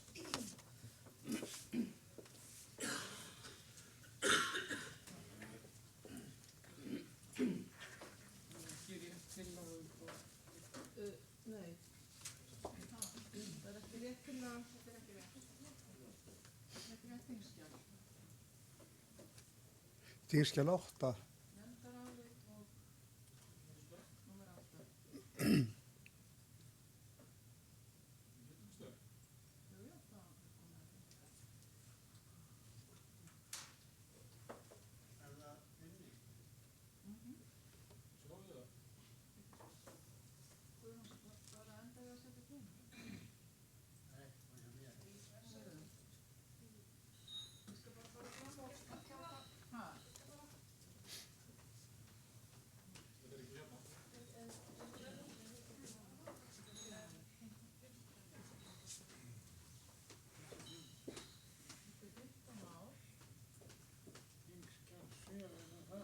Þingskjali 8 þeirra.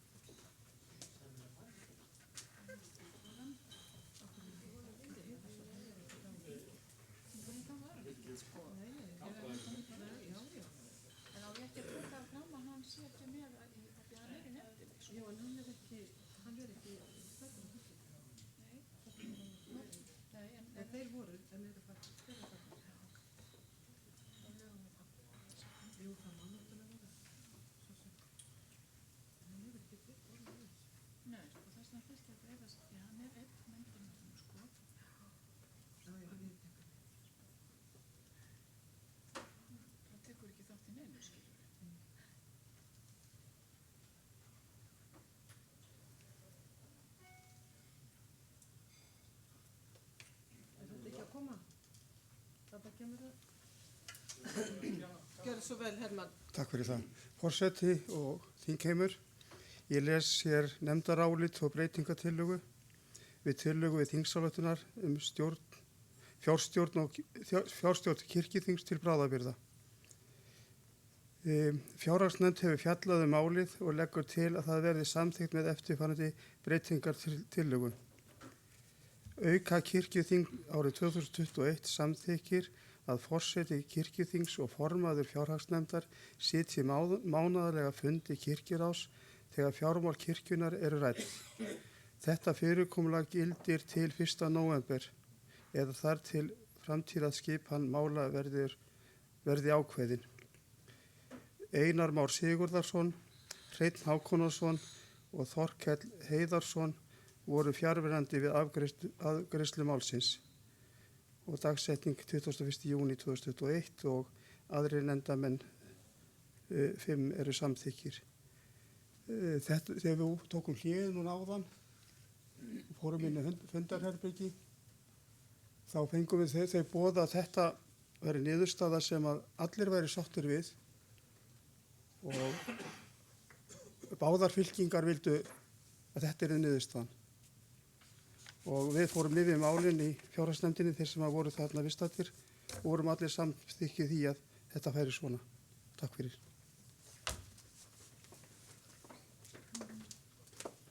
Orðið er laust. 5. mál á þingskjali 8. Enginn hefur kvatt sér hljóðs og er þá síðari umræðu lokið og þá mun ég bera upp breytingatillöguna. Auka kirkjuþing 2021 samþykkir að forseti kirkjuþings og formaður fjárhagsnefndar sitji mánaðarlega fundi kirkjuráðs þegar fjármál kirkjunar eru rædd. Þetta fyrirkomulag gildi til 1. nóvember eða þar til framtíðar skipan mála verði ákveðin. Þeir sem geta samþykkt þetta gjörðu svo vel að gefa merki. Takk fyrir, einhver á móti, samþykkt samhljóða. Þá ber ég tillöguna í heild upp. Þeir sem geta samþykkt hana gjörðu svo vel að gefa merki. Takk fyrir einhver á móti. Hún samdi samhljóða og með áorðnu breytingum.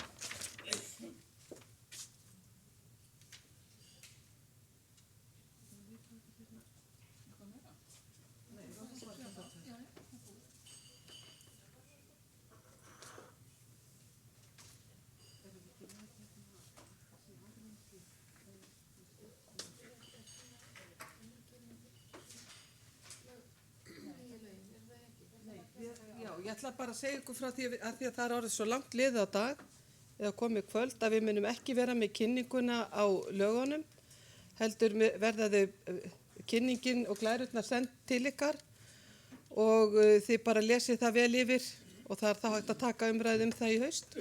En ætlunin er svo að við hittumst 20.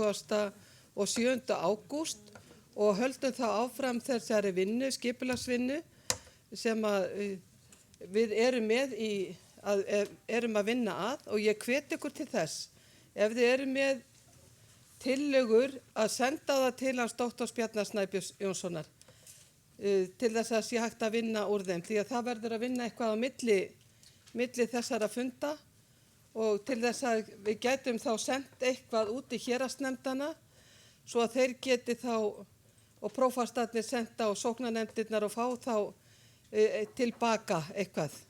Þannig það er mjög mikilvægt að grasrótin sé með okkur í öllu þessu starfi og ég tek bara heilshugar undir það sem hefur verið rætt hér í dag. Að við megum aldrei gleyma því að grasrótin er svo sem er undirstaðan í kirkjunni. Við erum bara eigum að vera að framkvæma það sem grasrótin vill og við erum ekki herrar grasrótarinn heldur þjónar. Þannig við erum að þjóna kirkjunni og ég mun bara þá fresta þessum fundi og geri það þannig að fundi verði frestað til 27. ágúst og nú tekur hún biskupinn okkar hún Agnes Sigurðardóttir við. Gjörðu svo vel, Agnes. Já, þetta í huga undir syngja bara kvöldsálm 592 sem er að koma hann upp á vegg. Það er hægt að stækka þetta.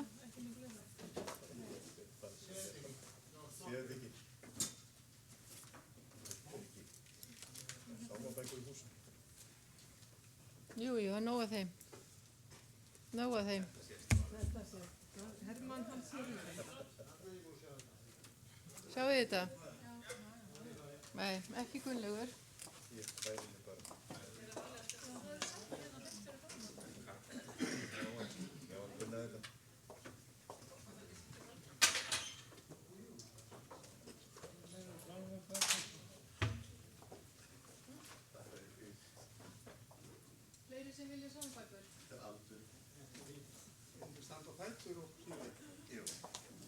Býður bara Leifur Magnúsi að hafa orðið. Já, við ætlum að syngja hérna sálminn nr. 592 eftir Sigurbjörn Einarsson og lagið eftir Þorkel Sigurbjörnsson. Nú hverfur sól í haf og gjörðu svo vel því með í standafætur. Nú hverfur sól í haf og húmið kemur skjótt. Ég lofa góðan Guð sem gefur dag og nótt. Minn vökudag, minn draum og nótt. Þú vakir faðir vor og vernda börnin þín. Svo við sem veröld er og vonar stjarnaskín. Ein stjarna hljóð á himni skín. Lát daga nú í nótt af nýrri von og trú. Í myrkri hells og vans og hvar sem gleymist þú. Á jörð sem átt og elskar þú. Kom nótt með náð og frið, kom nær minn faðir ár og leiðu lífstein þinn við lífsins mein og sár. Allt mannsins fölvert brot og sár. Takk ykkur fyrir og farið í friði og þjóni drottni með gleði.